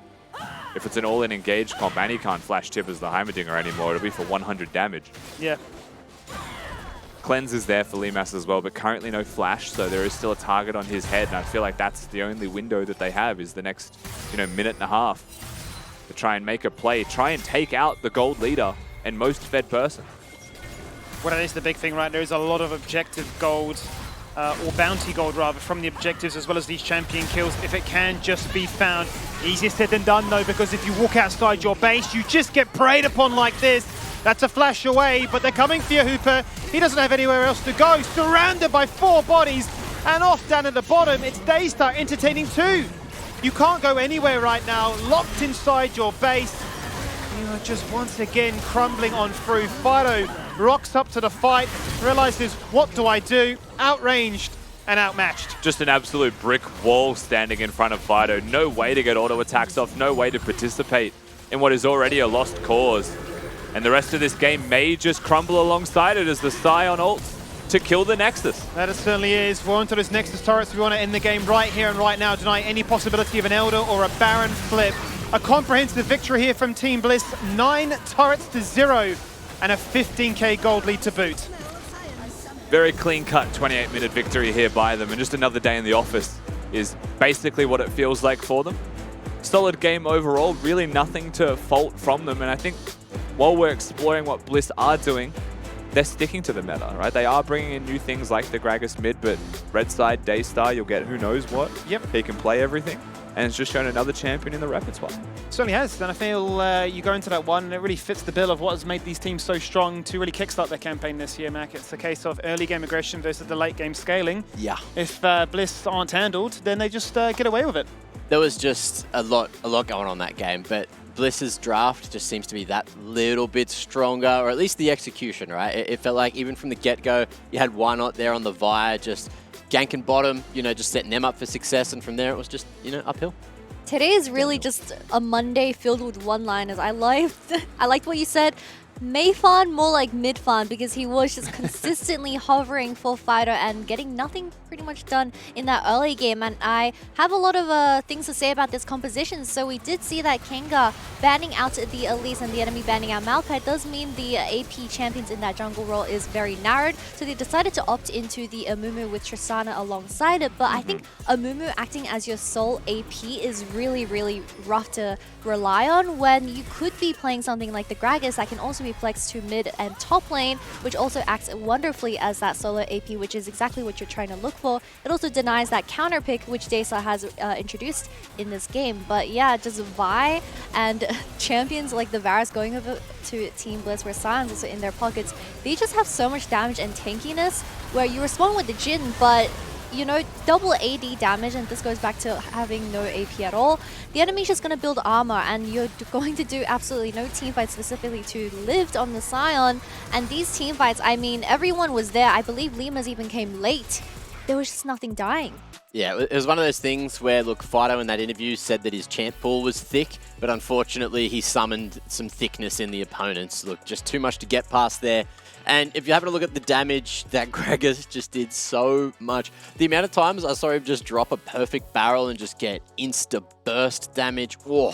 There was just chunking going on everywhere. Definitely landed some 4-man bombers in that game, but looking at the damage graphs, the Amumu did end up doing most damage for Team Bliss, which is very concerning because you want this Tristana ahead, but they just weren't able to find those angles in that early game. Especially when you put one of your hyper carries like Hooper onto something that is utility-based, well, it does reflect in the damage charts. I think they're going to be really concerned about the fact that they had that massive ace, in fact, where, the likes of the Sion can just get that fed that early on, where he's just building Randuins and the Sunfire and, ultimately saying, how do you even do damage to me right now? So it's a problematic point, but this is the beauty of a best of 3.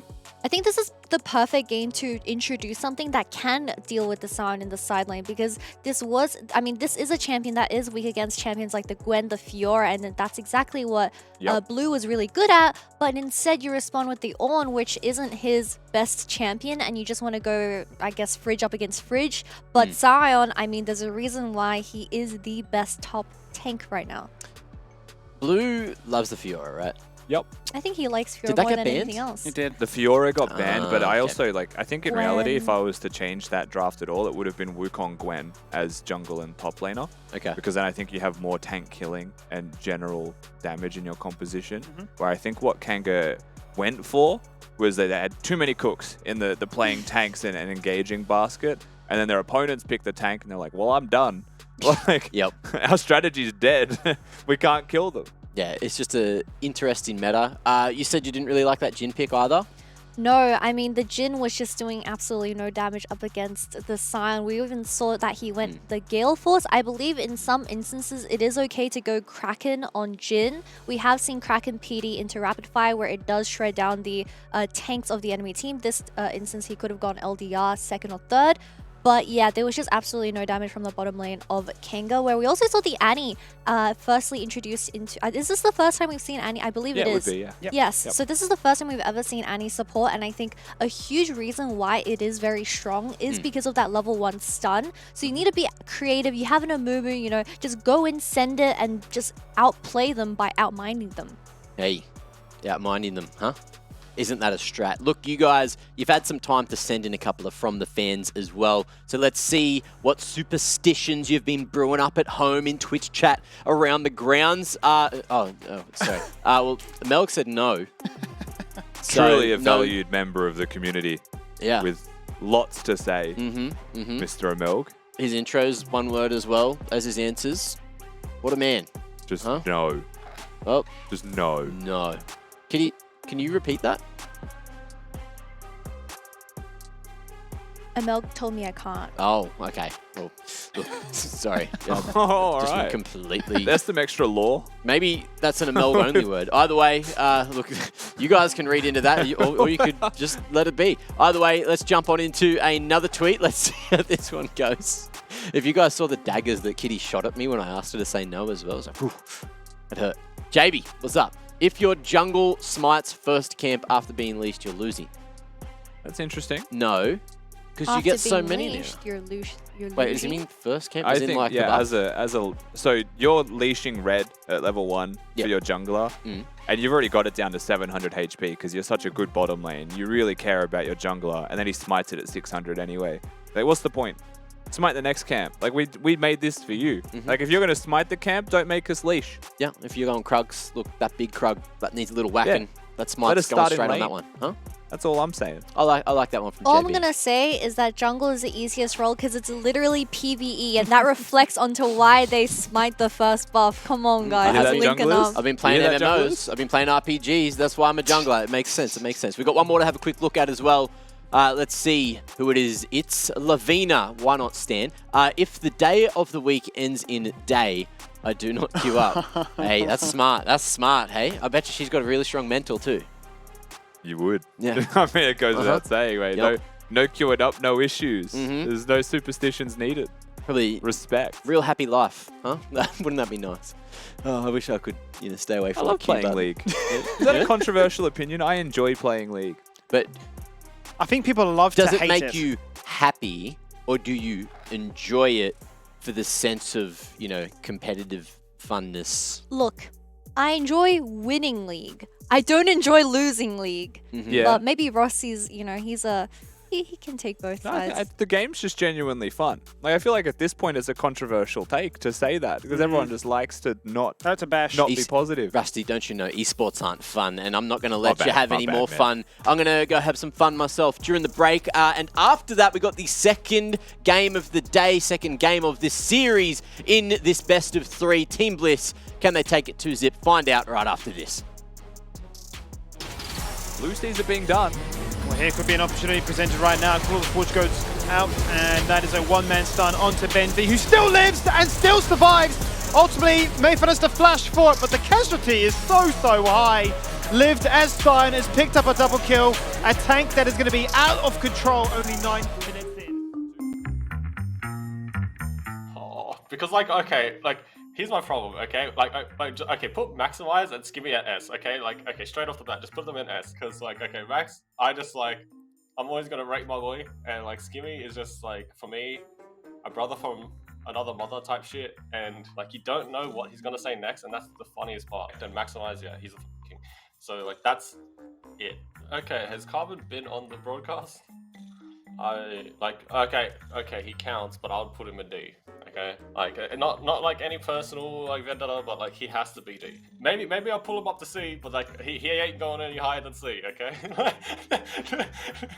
Kitty, I think she's B, but I think overall, if she was a part of draft, if she was doing like what Rusty and Skimmy do with draft, I think she would actually be A tier. When she has in depth about champs and champ select, she's very smart, so I feel the way she's just an interviewer in LCO and just a memer, so she's put to B because of that. She's not positioned all the way. I can't imagine the LCO without Rusty, low-key. I feel he's kind of the bread and butter. When I watch him, I imagine him talking most of the time. Rusty is an A, and then I think Mac, okay, dude, straight up biased. Mac is a king, he's GOAT. Mac is in B. I think that's just how it has to be. But yeah, this is my tier list for sure. I feel Skimmy's on the throne. He can stay there. He can stay there for sure. But to put Maximize on S when he's only been on it for 2 times is crazy. It's tough. It's tough. I think I'll move him down to A.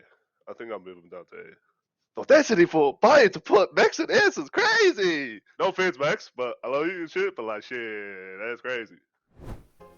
I don't know why he's down at the bottom, to be honest. He's kind of just the king. I don't know, I personally, I'd put him in B tier because he's bald. That's all I would change about this list. Don't make sense that Max there now, but yeah. I think Kitty should be a bit higher. I'm a little biased though because I knew her like many years ago, so yeah, I would put her higher, but that's a bit biased on my end. So my one change would be to move Carbon down to C tier. He's forfund a lot of my ranked games over the past 2 years when he was still playing. Nothing wrong with him personally, just a little bit of LP lost here and there.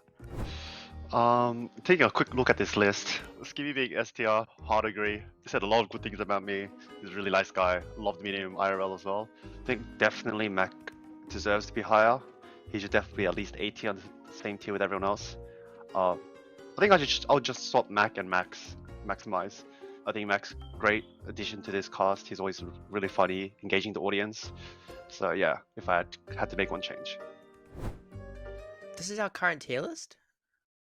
Huh, so Skimmy in a tier of his own, I guess. I want to call someone in who's not on the tier list, honestly. I want to see if we can get a Melg here. We make an S+ tier perhaps for a Melg. I think he appeared last year, you know, at DreamHack, and he was a bit of a machine on the desk. So I would definitely add in a Melg tier. The question is he in E tier for obviously a Melg? Melg. Or is he in S+ tier? Because he is a top tier. However, a Melg. It's hard. I want to like add a Z tier and put Max in it, just because I get him on my team in solo queue. He's currently learning 80 carry, and every game you get him is just an instant loss. However, I don't want him to unfollow me on Twitter, so we'll probably try and stick an E tier in there and stick a Melg. Okay, so first thoughts is looks okay. Nothing jumps out as really egregious. I think if that's Kitty with those glasses, I think she should definitely be put further down. Carbon deserved C probably. A Melg. I would maybe put Mac down with Max. Have the double M in B tier. They're also probably the most handsome on the broadcast. I think I'd put Mac in B tier along with Max. I honestly think this is like peak tier list right here. Perfect tier list.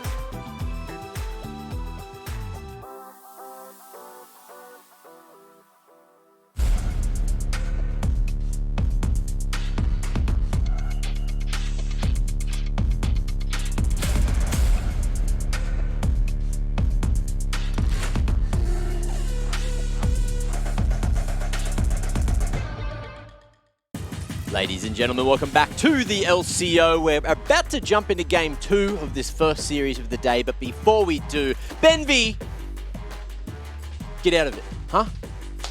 Put me from A tier to B tier? What is this, huh? I thought we were bros. I thought we were mates. I was like in C, and I made it up. I finally got up there during the video, and then you put me back down. Although, look, I was there with Kitty and Max. Do you have anything to say to Benvi? Or any gripes after that little bit of content? Because I'm raging.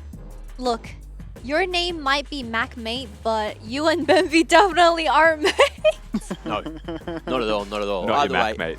look, back on task, back onto the game discussion. Let's have a look at what side has been selected. Of course, it is going to be red side coming through for Bliss. So they're going to be...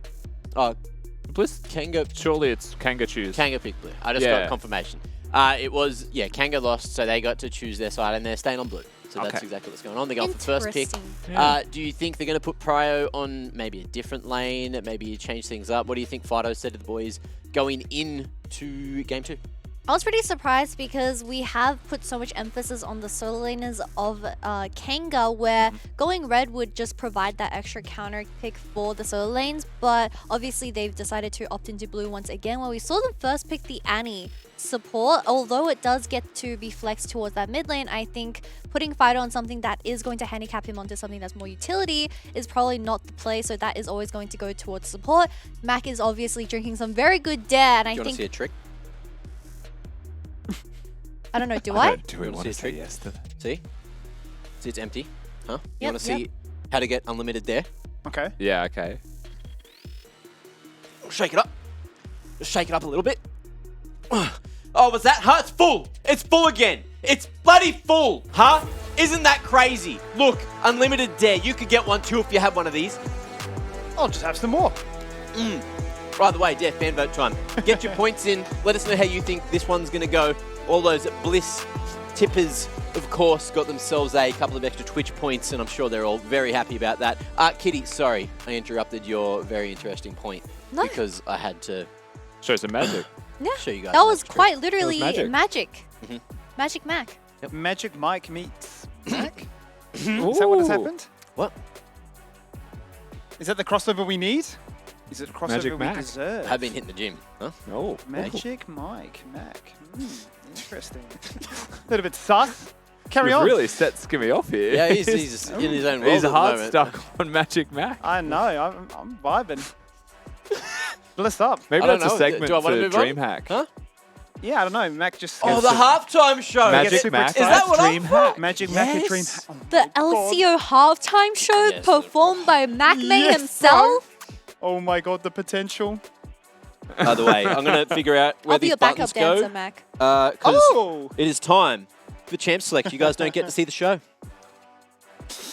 Well, as much as that would have been exciting and maybe TOS, we can get ourselves back into some gameplay action. It's time for Kanga to showcase that, hey, this time we're going to be starting on blue with a different priority. No longer is the Annie going to come out to play for us.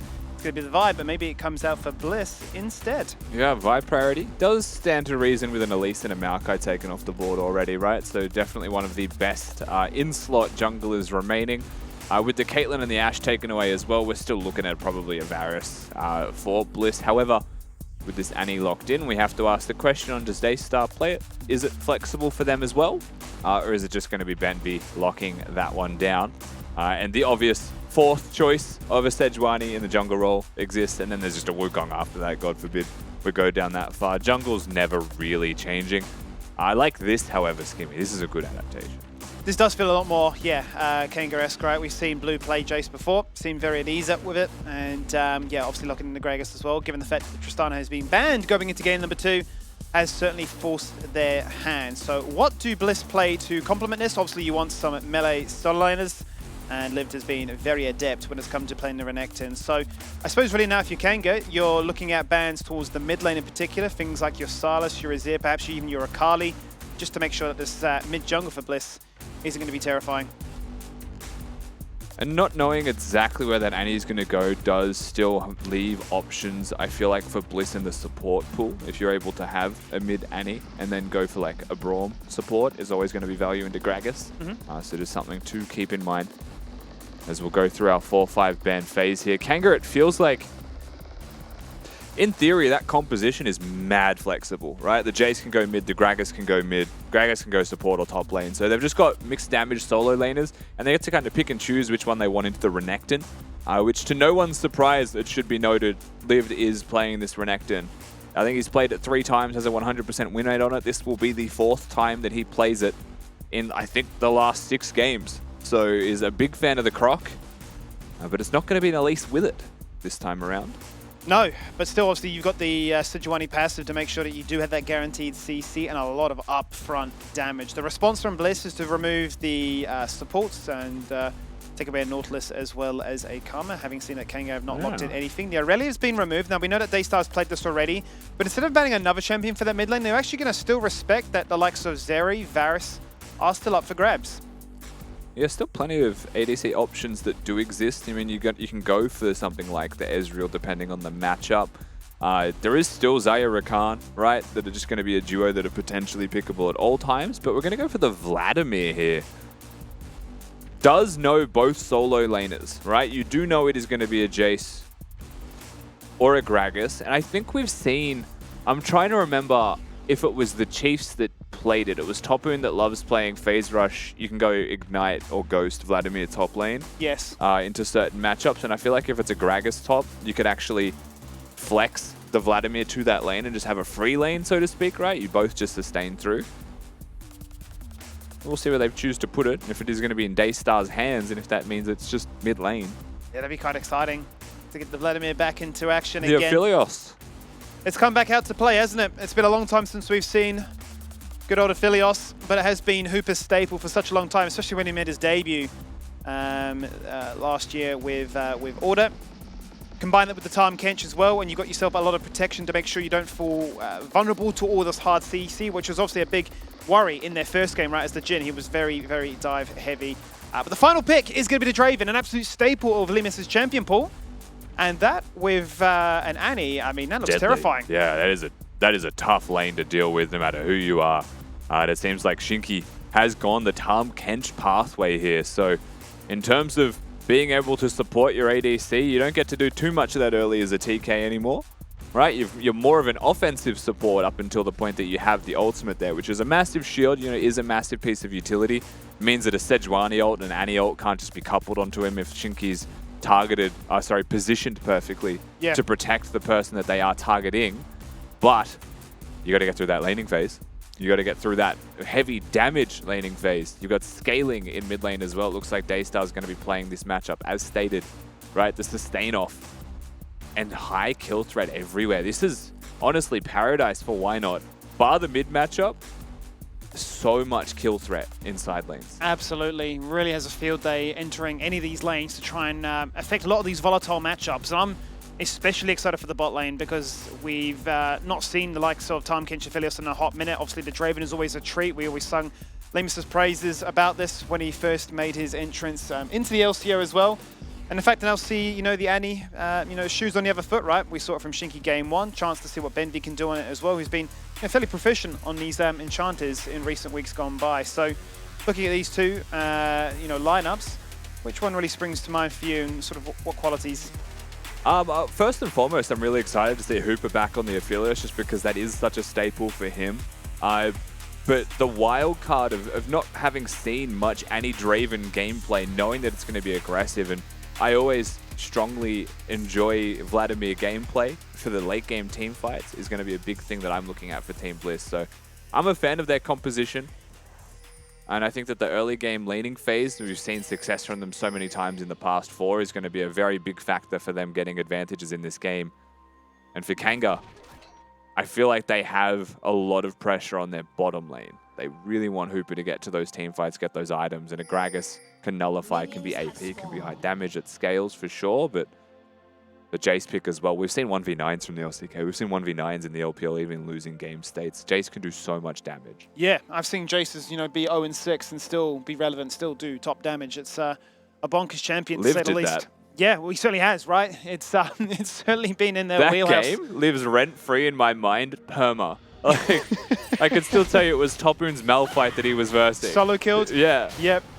What a time to be alive. Anyway, though, let's lock ourselves in here for game number 2. Team Bliss lead this best-of-3 series right now, currently sitting on match point in a convincing game 1 fashion. Let's see if they can load into game 2 and continue that trajectory. As we will be spending a long time looking at bot lane to see how this one is navigated. Benvy very early into this one, cops a tongue and an auto attack from Hooper, so he's not too happy about that one. And isn't currently controlling the bush. Tahm Kench, one of the best champions at just blind throwing Q in the bush because it doesn't cost you anything. Really, you just chuck it out. Also, Hooper, one of the big changes that lend towards Aphelios being quite valuable, at least in level 1 laning, as he's always been quite a good nullifying AD carry pick. is the overshield that can come from starting with red weapon being lifesteal as well. Yeah. Lets you just play for a bit of extra shield, then take a 1 auto attack trade, and you come out on top because they don't have that shield. Curious to see the approach here from Hooper as well for his itemization if we are going to get what has been the prominent overheal full lifesteal build. Just to have the insane shields, kind of like what we saw back in Season 10 back in the day. Or if we will get something a little bit more typical with the 40% crit changes, like the Infinity Edge for instance. Very early flip attempt here, it feels like, potentially from Mayfun. He's going to find Why Not. Has the smite, so we'll be able to lock them down, but most of the money in this camp, most of the value comes from the small little baby Krugs. But this does mean, as junglers meet each other, that Lived is able to catch the wave that's crashing in top lane. So maybe not going to successfully get them all as last hits, but isn't being pushed away from the turret by what was potentially a Vi being there. So that is something that they'll take from it, but so far so good for Blue in that 1v1. Certainly is. It's a promising sign, right? If Blue can get ahead, we've seen what he's been able to achieve in the past with it. So keep the Renekton from behind, and obviously we've seen that champion really fall off a cliff post 15 minutes. So certainly a matchup to watch out for. But as you can see so far, Daystar really abusing the fact that he's got the more aggressive summoner options, right? No TP. And if a Gragas can't auto-attack in laning phase, he will run out of mana prior to that tier purchase. So you're looking at Fido ideally clearing this wave out, going back to base, teleporting, just to have a tier, so that he can sustain through what is a spell trading lane, something that Vladimir can do for free with Reckless Abandon. Absolutely. As it's all about now vision control for these junglers. One for denial of the other, but also for finding yourself a cheeky invitation into a gank attempt afterwards. Now Mayfun has reset and gone to the bottom half of this map here. Going to avoid the Krugs for the meantime. Is going to be spotted on vision that Why Not planted just a moment prior. And charging across the wall here is going to collide. Oh, he's flashed and missed it. And now onto Why Not, they go for Ignite's a 2v2. on. The Ignite is out and the damage is there. Why Not's missed it, but he still gets the first blood as junglers trade their lives. Why Not, I think, actually goes for the flash and then flail to continue to put damage down, make sure the passive procs, but to get some distance between him and the DPS. So they are able to get themselves the kills. Will be flashes expended, will be a 1-for-1 overall. Still boding quite positively for the mid lane of Team Bliss. And good to see the Sejuani getting active. That kill will compensate for missing a couple of camps. You know, the red buff being taken away from him. And be able to redeploy back on the map with a pretty good item purchase, to be honest. That kill gets him his boots. Yeah, certainly does. That's what you can ask for, right? If you want to be nimble, want to continue to play playing this aggressively, entertaining ideas of those fights. And speaking of those, I mean, clearly some very aggressive trading has happened here in the bot lane as well, as both Hooper and Benvi find themselves worse for wear. But to be expected, right? Always testing the waters as to who can control these bushes and who can sort of, you know, set the CC up better. Yeah, 100%. I mean, Annie and Tahm Kench, both champions that want to be in a bush, right? They both want to control that area, control that terrain, because then they get to jump on their opponent, surprise them, actually get the jump, and make those plays successfully. There's just going to be resets for that bottom lane, as once again, junglers will find each other. So far, we'll just stay as a 1-for-1 until these mid laners decide to get active about it. So Why Not in trouble, and he's going to come out worse for wear, forced to run away to the waiting arms of Benvi, who has actually redeployed, walking straight towards mid rather than back to bot lane. So would have been certainly keen to punch on if a fight would have break out, and it is going to break out here in the mid lane. That's the Sanguine Pool. Daystar in trouble. Fast body slam, but the shield is good. That's what Annie's there for. They can't find it just yet, but are trying desperately. And they'll get it eventually. And Benvi's very lucky to be alive to prevent that double. And obviously a great cask there from Fido, but Benvi, right place, right time, makes them work for it. However, Shinky still gets there. They still get the kills, and they almost get a second onto the Annie as well. Almost ends up being a 2-for-1 special, but they get what they're after. Eyes on the prize, that was Daystar, and they convert that into gold. Question becomes now, what can they do with this? Because bot lane is a scary place to be right now. A Tahm Kench across the wall, a flash, a Gertim, you're locked in place. Land those auto attacks and get the stun, but a great flash away there by Limus, who is cleanseless. It would have been susceptible otherwise. You can see the hard commit from the bottom lane of Kanga and Mayfun, just not able to do the same thing. Didn't position in the same place as the Tahm Kench. Doesn't have the tools to cover that much distance, but also if Shinky's going to use his W to get over the wall, not to actually engage, and they can't couple their crowd control. So it always felt like it was just going to be a summoner spell trade in the end, and that's what it results in. Hooper flashing, however, puts a massive target on his head. It certainly does. It feels bad to expend that, especially when you're the one looking to try and be proactive and nothing really materializes from it. Let's start in this mid lane again, because it's a beautiful cast to start things off.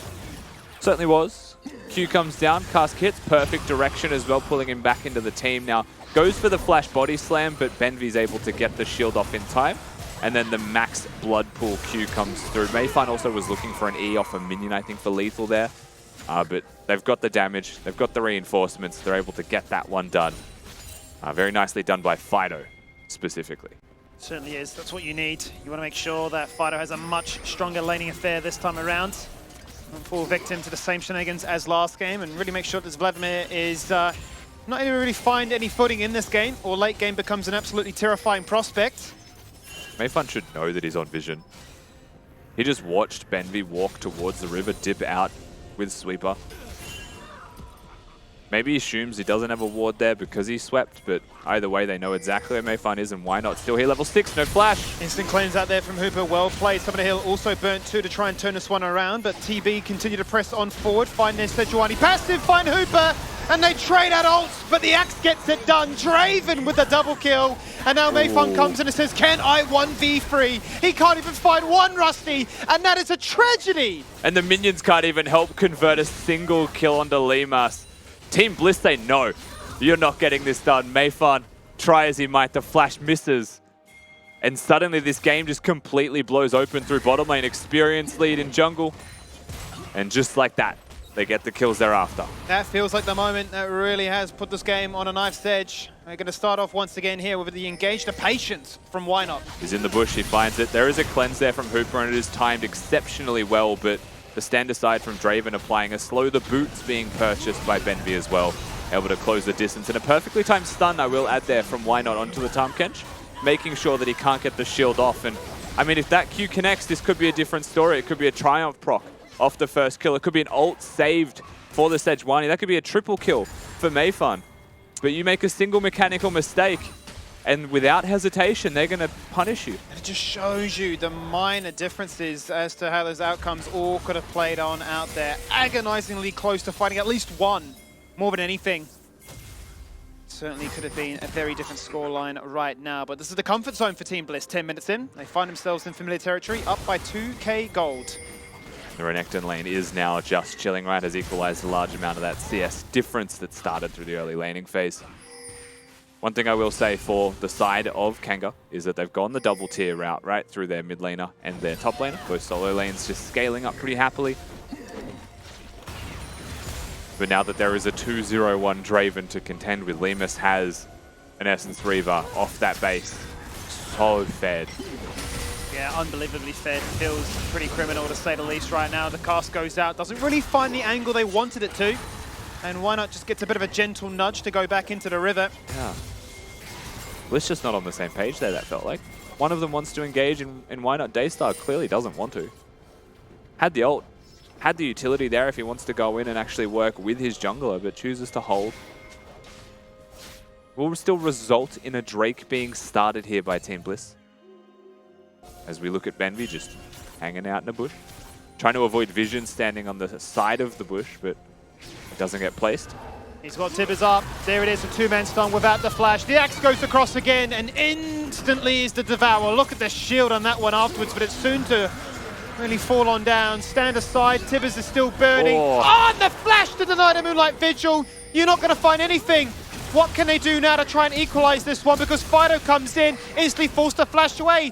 That's not a gank, that's not a bit of backup. That's a casualty again. Benvi ever so close to dying to the tower. And here's a Hail Mary. Let's just assault and battery to get at least one. But you're going to die for that. And it's just one by one. I mean, he'll take the kill, but he'll also give the extra money into the pockets of Limas, which is something you do not want to do. Feels like just trying to hold it together, but really the capitulation of Kanga in this best of series shown through that little play there. Benvi breaks their ankles, he snaps them off. Just puts in work, dodges all of the abilities, and does so much damage just simply because he is Annie at level 6. Shinky can't protect Hooper. because Tibbers stuns them both. The Draven ultimate will hit the first component, and they will time catch ult out of that one, but Tibbers is tanking. He'll get turret aggro, will dodge out on the first ability. That was trying to be coupled with Hooper's Moonlight Vigil, but can't find it. And then Gragas comes over the wall, can't even hit the Q. Is immediately stunned up, and then they just compound. It is just impossible to play at this stage for Kanga. They'll take Benvi, but that's really it. Constellation prize, and it's not a prize that they really want. No, you've really hit a dance with the devil here where you've said to Limas, why not have some more solo experience, some more plates, some more gold, and a bigger ability to be just that much further ahead. I'd hate to look at the total gold overall right now as we check in here at 6.4 compared to 3.9. He is a whole shinky of gold ahead of Hooper. That is painful to see. It's quite a large Draven. Does mean that he's nearing one-hit territory. Not just yet, but at that second item completion, I wouldn't be too surprised to see him just come through and wallop everybody. Kanga holding onto their turret for now, Skimmy, but how much longer can they hold on to that one? Because really, I would say the ball is in Bliss's court. At any point, they can just flip the map, move the Draven somewhere else, and he will just break structures. Oh, absolutely. With 20 seconds left on these plates and with one more still to gain, that's exactly what they got their eyes set on. Once again, another two-man Tibbers stun. Instant devour. 3 members in the area, and what a play by Liv there. Both ever so low. As we turn our attention right back to bot lane once again, that tower ever so low, as we said before. Why not? And Daystar hovering, waiting to see if a fight were to occur. And it seems like Lived with an item disadvantage there as well. Blue perhaps finishing his Eclipse, looking to take a fight with Mythic Spike, but loses the 1v1, and meanwhile bottom. This turret, stones throw away from falling. Sedge ult used. Yep, only going to connect with Mayfun there. Not the target they're after, not the position they want to fight around. The damage has already been done. A 5k lead before 15 minutes, as well as the first turret. And we'll see what happens in top lane here as well. So keep in mind at this point that Blue does have his Eclipse completed. Is just being really aggressive. Actually did just use the E knockback for the sake of dealing damage. Lived finds his angle. Can slice, can actually follow up with the combo and hit the dice with no knockback. Sometimes that's all it takes. You use an ability, there's a transaction, there's a trade to that. And the reaction is Lived finds his moment. He certainly did find his moment. Punished the fact that cooldown was down. Not able to be used for the displacement that may have otherwise saved him. Now they come back for the revenge arc. Blue starts things up. Fido taking the turret. 1, 2, 3. A fadeaway ult. And ultimately picks up the kill there. That will feel good for Retribution. But once again, you've got to contend with this Draven. It's just been planted in mid now. That's a good little kill though by Kanga because it completely avoids the Draven that they will eventually have to deal with. Yes, he is going to stare them in the face and be a significant problem. But you've got to get money however you can. This Draven build as well, going for the shield bow. Looks like he's going for the plated steel caps, potentially also. Very hard to kill, very hard to deal with. Especially because he has that sustain there, so Jace's value gets a little bit lower. Gragas can poke, yes, but it's going to be so hard to stop Team Bliss when they post up in an area and start pushing those structures down. Yeah, certainly going to nullify a lot of the damage that a Jace by, as well as an Aphelios, could possess. And here is some damage in the mid lane once again. The stun found by Why Not, the retaliation with the Whirling Axe. Not to be enough for an execute. Tibbers goes out as they don't find what they're after, but Shinky, as well as Phyto, are very low in the process. Now, HP advantages should be certainly enough to wander over to Drake. Yeah, Drake up in 10 seconds. They'll be able to look at that one for sure. And Limas full HP. No issues whatsoever. As Kanga are reeling and have to go back to base. For the most part anyway. Fighter's going to use that passive and stick around. It seems like they very clearly are putting zero effort towards contesting this one. Just an objective. Going over to Bliss. Still well and truly a favorable game for them. Mayfun trying perhaps, but also Fido farming bottom for what reason? They know Drake's being done. Yeah, it's a dangerous place to be in, and ultimately punished for that fact. Surrounded by 4, they tried to get the kill across to the Hemo Plague. They tried to be so cute and clever with the execution that he's actually managed to live. There's a bit of daylight robbery there by the Gragas. Should be dead, but manages to pull out a Houdini act. Meanwhile, mid, Hooper, wake up. Uh-oh. He cleansed early. He gets the cleanse, but then there's another one to find afterwards. Another stun, another shield, another member to try and body block for him. The passive connecting onto Shinky. It's enough to fault them back. Actually, them turning aggressive now. As they have a 3v3 and with Blue on the top side there, ready to flank. A Shock Blast that will not connect. They're close to, but not quite finding the angle that they're after. Rift Herald is on the cards right now, and it looks like Kanga are going to kick this one off. Annie does still have Tibbers, but a flashless Annie means it's a lot harder to find those angles. But Lived is here, and he's going to be the vanguard of the squad as he goes in first and finds them.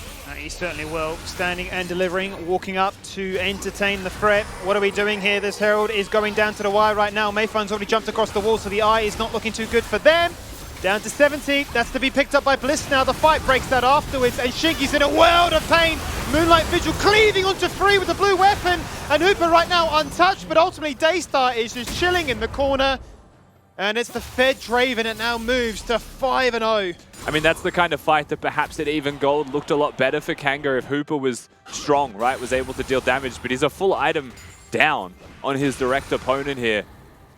And Limas just does not die, right? Is fairly tanky. We'll see how this fight plays out one more time. Tibbers used extremely early onto Fido to keep him busy.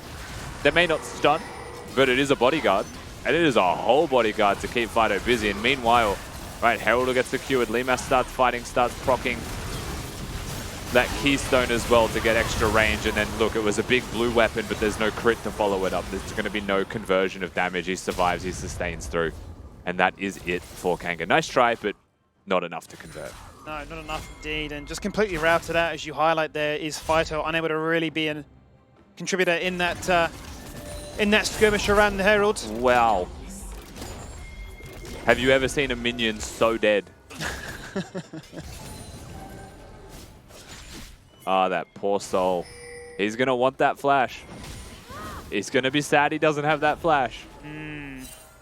And I'm pretty sure that Bliss saw that because it was on a ward, and that I think was what he was trying to ping. Showcase the tension right now, the pressure really more so than anything on Kanga to perform here. I mean, they are staring down the barrel of a potential 0-2 scoreline. Benvi flashless did mean that there wasn't going to be an immediate angle there to get a gank off in mid, but if Why Not showed up, there was always a possibility that he can charge us through. That he does charge through, rather. I can English. Fido. Now going to have a look at top lane. He's going to find 3 of them right there, though. Oh no, Benvi, clever as he is with the blast cone there. Double CC onto Fido, but a little bit too tanky with the build that he has right now. So Gragas, better bear that one in mind. Flanking angle here for Mayfarm. Blast cone denying the disengage away. So now you're locked in place. Starting battery on Benvi's head. Still trying to find that kill. And they get it with Fido's ultimate. Now in comes Liv, but Limus is dominating. He's just untouchable, unkillable, and will walk at 4 members and say, you cannot do anything. Just completely terrifies them. They put all of their sights towards Limas, and then suddenly a turret falls. Herald doesn't even need to charge for that one. Does look like Kanga will be able to handle the Herald no problem anyway. And they will get themselves Benvi. It feels like ultimately he's just a sacrifice for Bliss. But they're on Baron. They are drawing Kanga towards them, and they are poised to fight. The turn could be strong, but bear in mind that TB do not have any of their ultimates right now. It's just a Hemoplague and a Dream. Look to see what Daystar can do in this fight. He's got the Ghost, he's got the Ignite, he's got the damage as he runs in and zones away free single-handedly. Lived might die off screen. The Baron, it's already been claimed. And Team Bliss have had a job to do, and it's already done. Mayfun's back, so perhaps they try and force a fight, look for some picks. They are charging in, but Vi has no ultimate. So it's not going to be as simple as picking a target and locking them down. It seems like the disengage is secured. They'll get themselves back to base. That also means an Infinity Edge done for the Draven just quietly. We'll see this one more time. Fido, not the first time we've seen this as well from the mid laner of Kanga. Does get caught in side lanes a fair amount, but doesn't die this time because Blue's quick on the teleport. The reinforcements are there, and their sights are set firmly onto Benvi. By walking in here, even though they play it out quite well mechanically, they allow Bliss to collapse because it's away from the turret, it's away from a safe space, and it's closer to the Draven that does so much damage. He certainly does, and it almost feels like daylight robbery that they can go for the Baron without any ultimates apart from Daystar that can literally act as the bodyguard of it all to go from Baron into a full reset as a full 5-man squad to another Dragon, into now an Infernal Soul to play for at the 27-minute mark. These soul points have been very, very quick. I mean, it's just complete control over these objectives. There never really has felt like a moment that Kanga are fighting for an objective, other than just fighting for the sake of a fight. Flash in mid. And it certainly is. Look at the CC layering. The punishment of having no flash or cleanse. Ever so vulnerable there. And Shinky not even given an invitation, a chance to even protect him with the ultimate now. In a 1v2. What does Daystar do here? Double Hemo play goes out, buying time with the empowered Q damage. It doesn't die. He's going to live for a fair bit of time right now with the Night Harvester. There's one, there's the cast. Ooh, wasn't lethal. And he's not dead, 20 HP, unbelievable. Meanwhile, the rest of his team is in mid lane fighting. They're winning the game. He's just 1v2'd. And I think that says it all. I think it really has, from start to finish, been Bliss domination. And Daystar with the 1v2 essentially puts a bow on the game state right now. Looking for Bliss to try and wrap this one up. Limas in mid lane finds blue. What can they do? Can they get at least Limas in this affair? Oh, the kill force is too short. It's not a range. The damage isn't good enough. The shock blast was there, but he overextended himself for that and will pay the cardinal sin, the price really of it all for it. That's a tanky Draven, isn't it? The plated steel cap's doing wonders there for making sure that the gate shock blast was not enough to actually find a lethal amount of damage. We'll watch this top lane fight once again. Now keep in mind, Mayfun goes for the Q, just gets stuck dealing with a puddle, and now just dies. Doesn't really have the ability to sustain through this whatsoever. Daystar gets a full combo up on both of them with his AoE. Lucky to survive through this, and then has minions to Q, I believe, has got to be a factor here. Actually just is able to time it perfectly. The Hemo Plague gets the kill. Daystar is good. That is a moment where your mental has just been absolutely shattered. They've just put him on a poster. You really have. Poster boy Daystar, impressing, dazzling, and showcasing why the hype was real. 12k gold lead now at the 25-minute mark.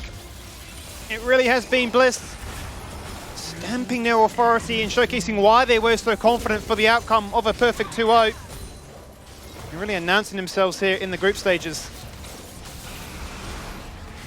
If they can't kill the carry of the team, they're not killing the tanks of the team. They're looking for Limas, but he's got a stopwatch. He certainly does, and the turnaround is phenomenal. Look at that right now to Tibbers, as well as the damage afterwards to follow. Shinky in trouble. Shinky is going to fall on down, whilst the bruisers get it done for the squad. We're looking for the perfect ace. You can't kill anybody on this squad right now. They're just too strong. And the Hemo Plague is a little bit too mechanically blessed. It's a showdown, an absolute blinder here from start to finish in this series, as Team Bliss will end it 2-0 at the 25-minute mark. And a clean win from Bliss overall, not just in this game, but the whole series in its entirety. And I think a bit of a statement game from them as well, right? It seems cool, calm, and collected, except for the non-cool, calm, or collected individual on your screen as he has a celebration dance, brings it back. Would you expect anything else? No, he forgot 1 week and he was straight into chat saying, my bad. He's missed it for 2 weeks on break. He's been practicing. Listen, he set himself up now and it's an obligation. That's his issue to deal with. But for us, we get to watch him win on Summoner's Rift, and it felt very good overall from the side of Bliss, right? It felt methodical, it felt clean, it felt like, it was very rare that they weren't on the same page. I think there was that one moment maybe in mid where Why Not and Daystar had different ideas of what they wanted to do, but apart from that, it was very much point and click. 4 hours of prep really seemed to prove to be the difference. Look, to be fair, the amount of resources they threw at that level bloody 3 fight or whatever it was at mid, Daystar, it didn't feel like he was going to die. I thought he was going to get away. He just kept on slightly healing, slightly getting shielded. But he did die, so first blood looked like it did go the way of Kanga, but that's about all they bloody got that game. That's literally all they got. Everything from there was just downhill for them. Not good at all. And look, Team Bliss, they just looked like a spectacularly good team, or at least a team on a different level in this series today. Yeah, look, Fido, you said that coming into this series, your champion pool was looking thick, but unfortunately on the other side, Daystar's champion pool was looking even thicker, introducing the Vladimir in this middle lane for a counter pick up against this Gragas and Vi, and I think it worked beautifully because you just have so much, negating power from all the all-in from Kanga's, I guess, team composition for this game too, where we even saw Daystar 1v2 in that top lane, and you're such a scaling pick scaling champion, the Gragas just doesn't do well, which I was pretty surprised by because like we've been seeing, this red and blue side preference, Kanga has been trying to do something with this blue, while on the other hand, Team Bliss just giving that counter spot to Vladimir where it just took over the game. I mean, not just the Vladimir, the Draven also did wonders because they just straight up won a 3v3 in that bottom lane, and we definitely saw a lot of miscommunication coming out of Kanga once again. And I feel like, yes, Hooper is on his one of iconic champions like this Aphelios, but I don't know. We've been coming into this series talking about Kanga about how the jungle, ADC, and support need to play well in that early game to allow Blue and Fido to really scale into the late game. But this time, you know, we see it, it's just not getting executed. Yeah, this is one of those games as well, just from draft. Like, you're looking at Hooper and Shinky, they don't get to play laning phase. They have to deal with a Draven and an Annie, right? So they are just accepting the lane. They want a handshake and kind of get through it. But the way that jungle was playing out, it was so aggressive and they were fighting each other constantly. It just lent really nicely for Bliss in being hyper aggressive. The fact that a Vladimir gets a kill in a level 4 skirmish is something you should not be ever seeing. Because that Gragas should be controlling mid to work with Mayfan to go to those side lanes. Maybe that's how they help Hooper and Shinky, but just not the case in this game. Yeah, this was a very fast affair. Like, I'm looking at the time. It's not even 7:30. We're going to be out of here before 8 p.m. And it's going to be an extremely quick start to this group stage. Insane scenes right now, but at the same time, Team Bliss, it looks like that boot camp definitely had a good outcome. You'd say so. I mean, it just looked like a team that is very much geared up to mount an assault for the title. I think you look at this one here, and it was a clear case, a demonstration that, you know, our results during the regular split and the round robin, if you will, weren't a fluke. It's a case of, you know, a couple of weeks off, a new meta, a new patch, a few new ideas, but the same outcome. Yeah, and I do want to give credit to Limas. I think he did really well in this best of 3 series, where I think we see a huge glow up from him compared to 2022, where he is playing a lot more disciplined and he is playing aggressive when he needs to, especially on this Draven pick. I mean, we saw how much damage he was tossing out in those team fights, where he is a very reliable carry as for Team Bliss for this year, and I think it's not all about Daystar. I think Limas is really getting up there as well. Yeah, I feel like Limas and Benvi just, you know, this combination in the bot lane, they were names that were there, you know, at the start of the split, and you'd think like, yeah, we have stacked bot lanes in pretty much every team, but you wouldn't have put them super high on a tier list. But now when you look at these results and what they're sort of being able to pull off in the last couple of weeks, I feel like they're right up there at the moment. I think for me, both Limas and Benvi have things that they still want to and need to work on to be like a top 2 in role, but definitely are improving, right? Like, Limas is not Jackie-Love levels of aggressive when he finds his moments. He's still, I think, mentally wants to be passive and wants to survive. But those little details that they'll refine, because the year's still long and it's very early in. It certainly is. And we have Jackie-Love-esque Limas on the line for a quick chat. Limas, how are you feeling after winning? Is that your first best? No, it's not your first best of 3. You were playing best of 5s last split. What am I thinking? Anyway, did you enjoy the win? Yeah, I mean, it feels great to win, always. Especially this game. It was quite a big break in between like this game and last game, so it feels good to come back and start with a win.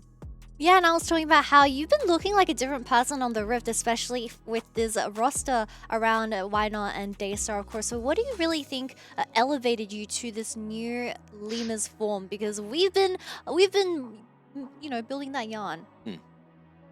Thanks. That means a lot. Well, I think my teammates are really good at enabling me and playing like the playstyle that I like to play. I like to play like a skirmish heavy playstyle, and I kind of pick the champions that are good in skirmishes. Yeah, pretty much just my team is just really good. That's so true. Now, look, Benvi in the bot lane, we were just having a chat, I think you might have heard it, about where you'd be sitting in terms of, you know, your bot lane compared to a lot of the other teams that are still currently in the competition. Would you put yourself right at the top, or do you still see a couple of other bot lanes being pretty formidable that you have to get past here? Oh, no, I think there are definitely like a lot of formidable bot lanes in the league. Especially like the Chiefs bot lane. I think those players just have like a very large wealth of experience, and like when it comes time to it, I think that they're going to perform really hard, and it's always challenging to go up against those guys.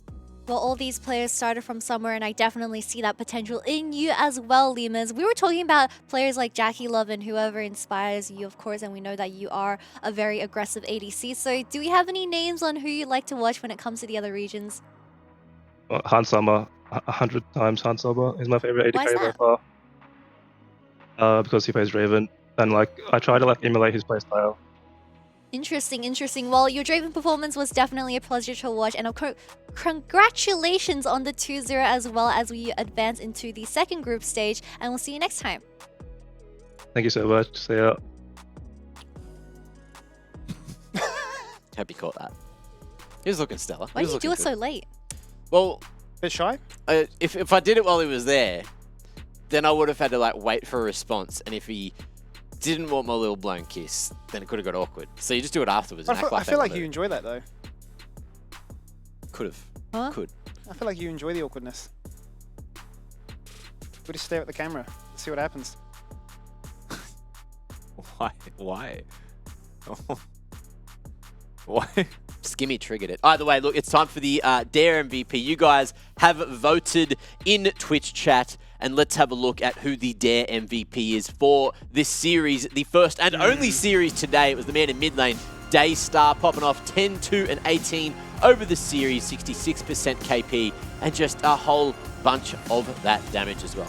Yeah, well deserved, especially that second game. The way he was just shattering mental. I mean, it's unreal how that Sanguine Pool was finding that amount of value and to you know, outplay in the fashion it did, and also just that way they defended that Baron attempt that they were doing, the way that they have no ultimate apart from the Vladimir one, and that was enough to say you can't touch me. So I just thought it was a fantastic result overall, and Daystar just continues to level up, and the hype is now, you know, getting fully justified.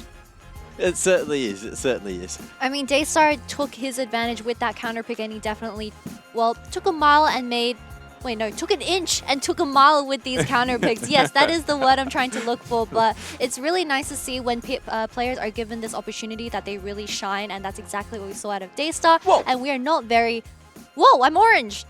Yeah, we're not orange. That's it. Whoa, it's Menulog meal time. Whoa. Out of nowhere. Out of nowhere. Great job, Daystar. You're the Dare MVP. But, of course, we've had a bloody costume swap. Out of nowhere. Skimmy, how'd you put that on? You were talking the whole time. That was very difficult, and I am Yes, all it tangled was. up in my cables right now, so if I move, the show breaks. Looking like an absolute snack. And look, on the topic of tonight, we've been talking about things that are thick. So I feel like, look, thick shakes, topic of the day. What's your favorite flavor of thick shake? And where do you think you're getting it from on Menulog? I would say, okay, so first of all, my answer is always the most boring, so I'll just go first. Of course. It's vanilla. The answer is vanilla. Okay. It's Everything just- is always vanilla with you. Yes, man. Even on ice cream, vanilla flavor is so good. And it's not flavorless, it's vanilla. Vanilla is a flavor. It's so good. Okay. Also, Okay. before I forget, before Skimmy answers, it's Menu Pog in the chat, right? Menu Pog in the chat if you want to go in the running for a $40 voucher to use on Menulog. Of course, that is, you know, it's what you guys want. That's what you're here for. You're not here to talk about Rusty's vanilla talk about it, preference. I'm done with Rusty's vanilla preference. Skimmy, give me something different, please. I love a good Oreo thick shake. You know, the cookies and cream. I think that one is like the vanilla, but just with an added inch of extra sweetness. Ooh, I love it. Added inch of extra sweetness. Kitty, what about you? I don't really drink a lot of thick shakes, but when I do opt into the banana. Banana. That's not too bad. Like, do you like it like a banana smoothie, like the real banana flavor, or do you go for that like the fake? Oh hell no, I always go to try like real fruits. Why would you ever want to drink fake fruits? That's just so much unhealthiness and Fact. yuck. I'm a very berry.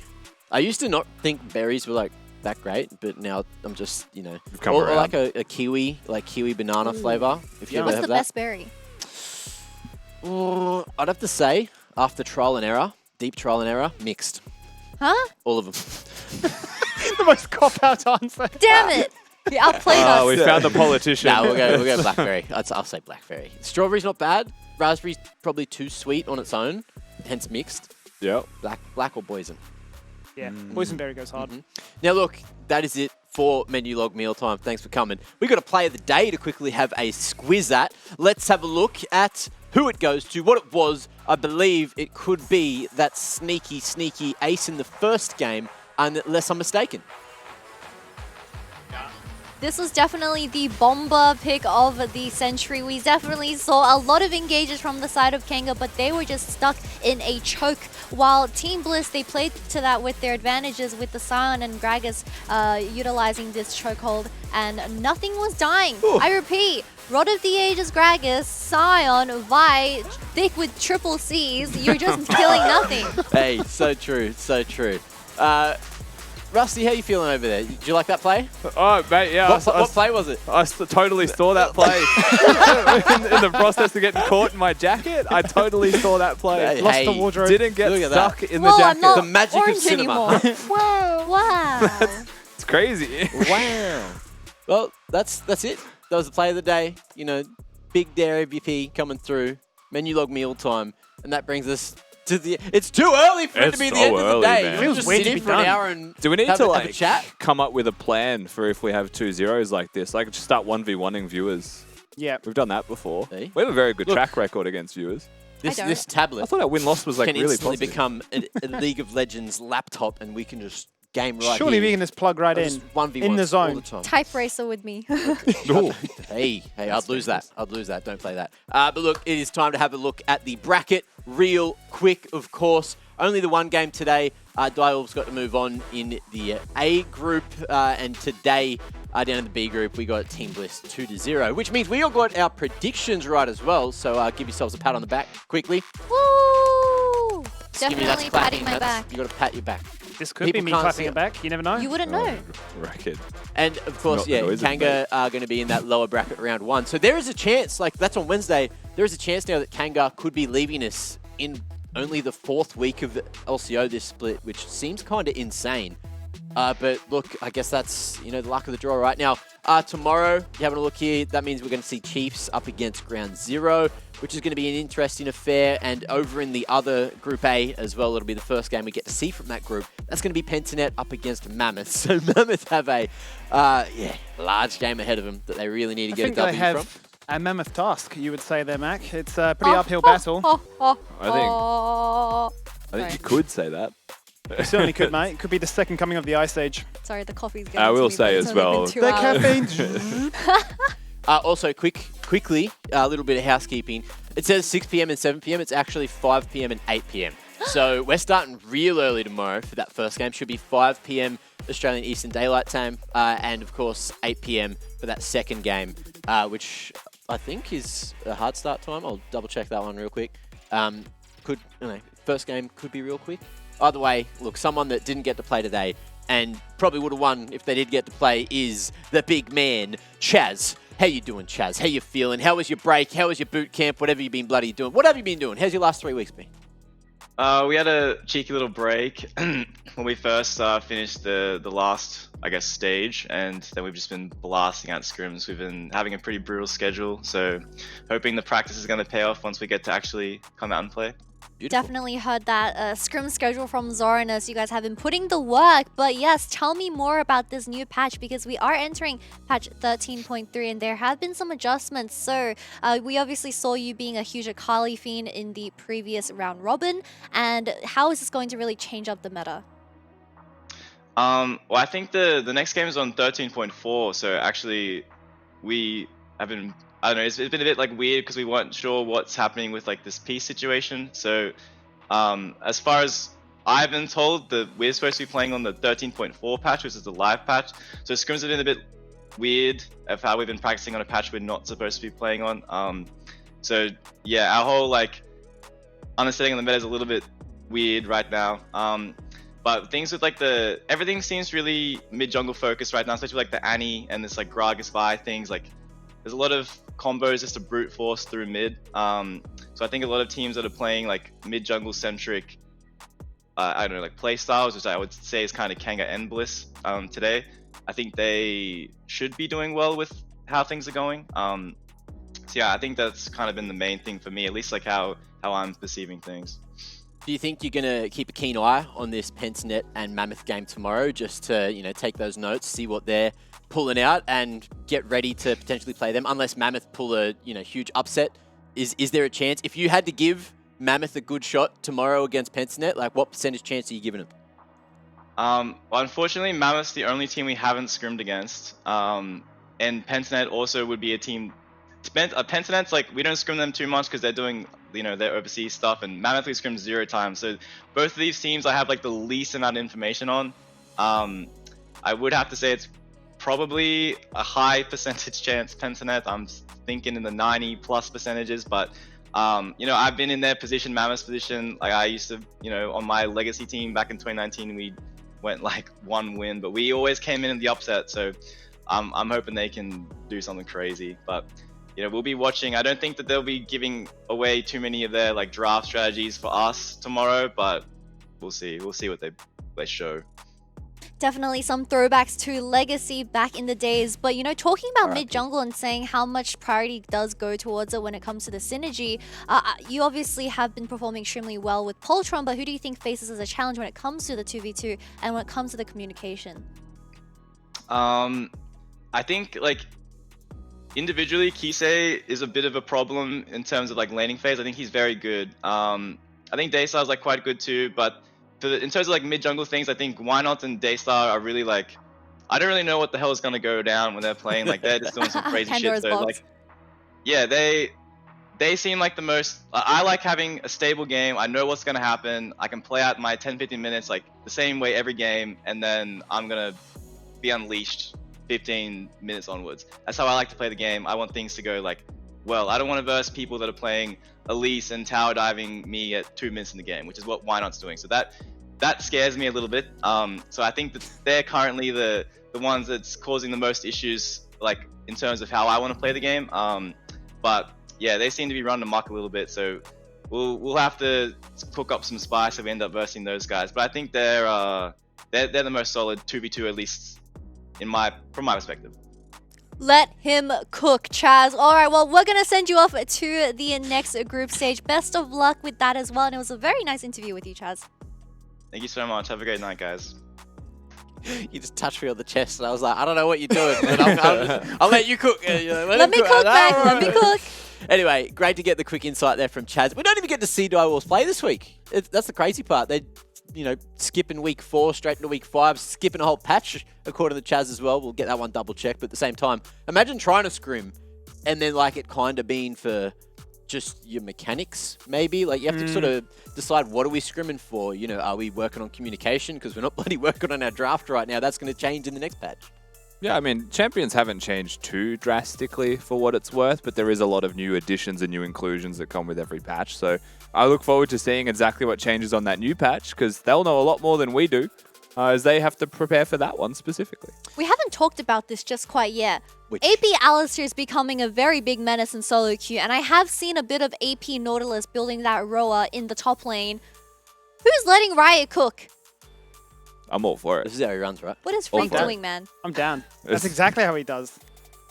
Yes. What is Freak doing? Yeah. Okay, and then you gotta go dung dung dung dung. Oh yeah, I'll bring my triangle in one too. I could do an Alistair cosplay. That'd be fun. Should do it. Be mean. A couple of tusks. You know. Either way, look, we have some from the fans to have a quick look at as well. You guys, you like superstitions, you might have them, or unless you're a Melk, you might not have them. Either way, let's see what you've been sending in. Watermelon. I am the curse. Well, that's true. Look, if you feel like you curse, that's true. But has she ever won? That's the question.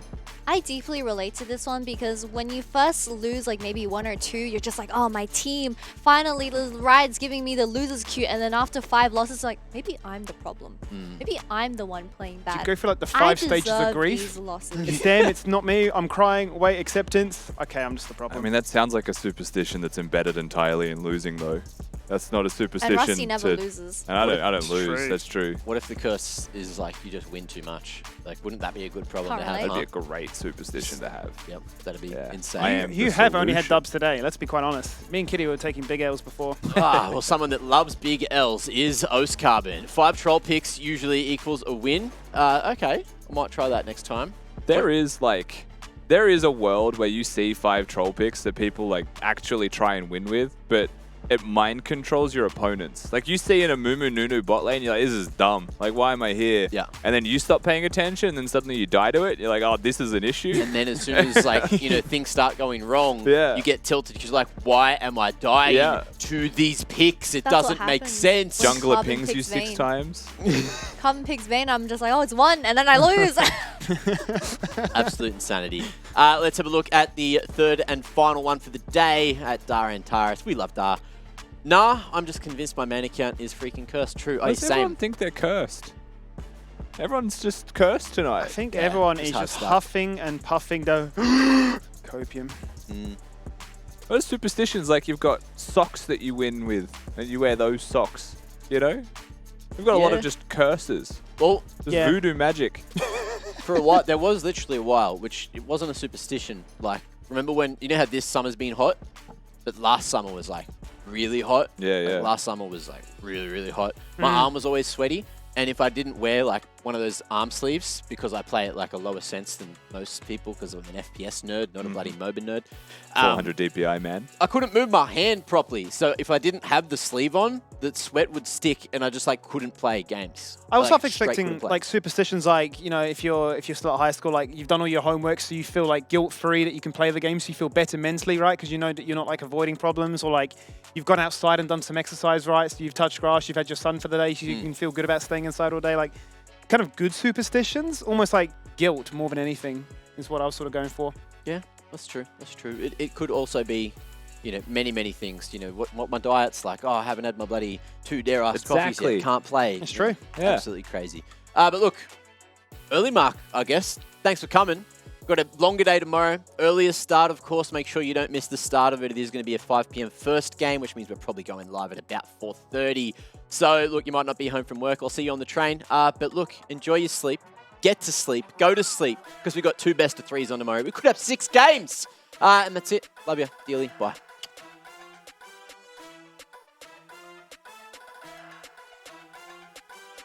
These are being done.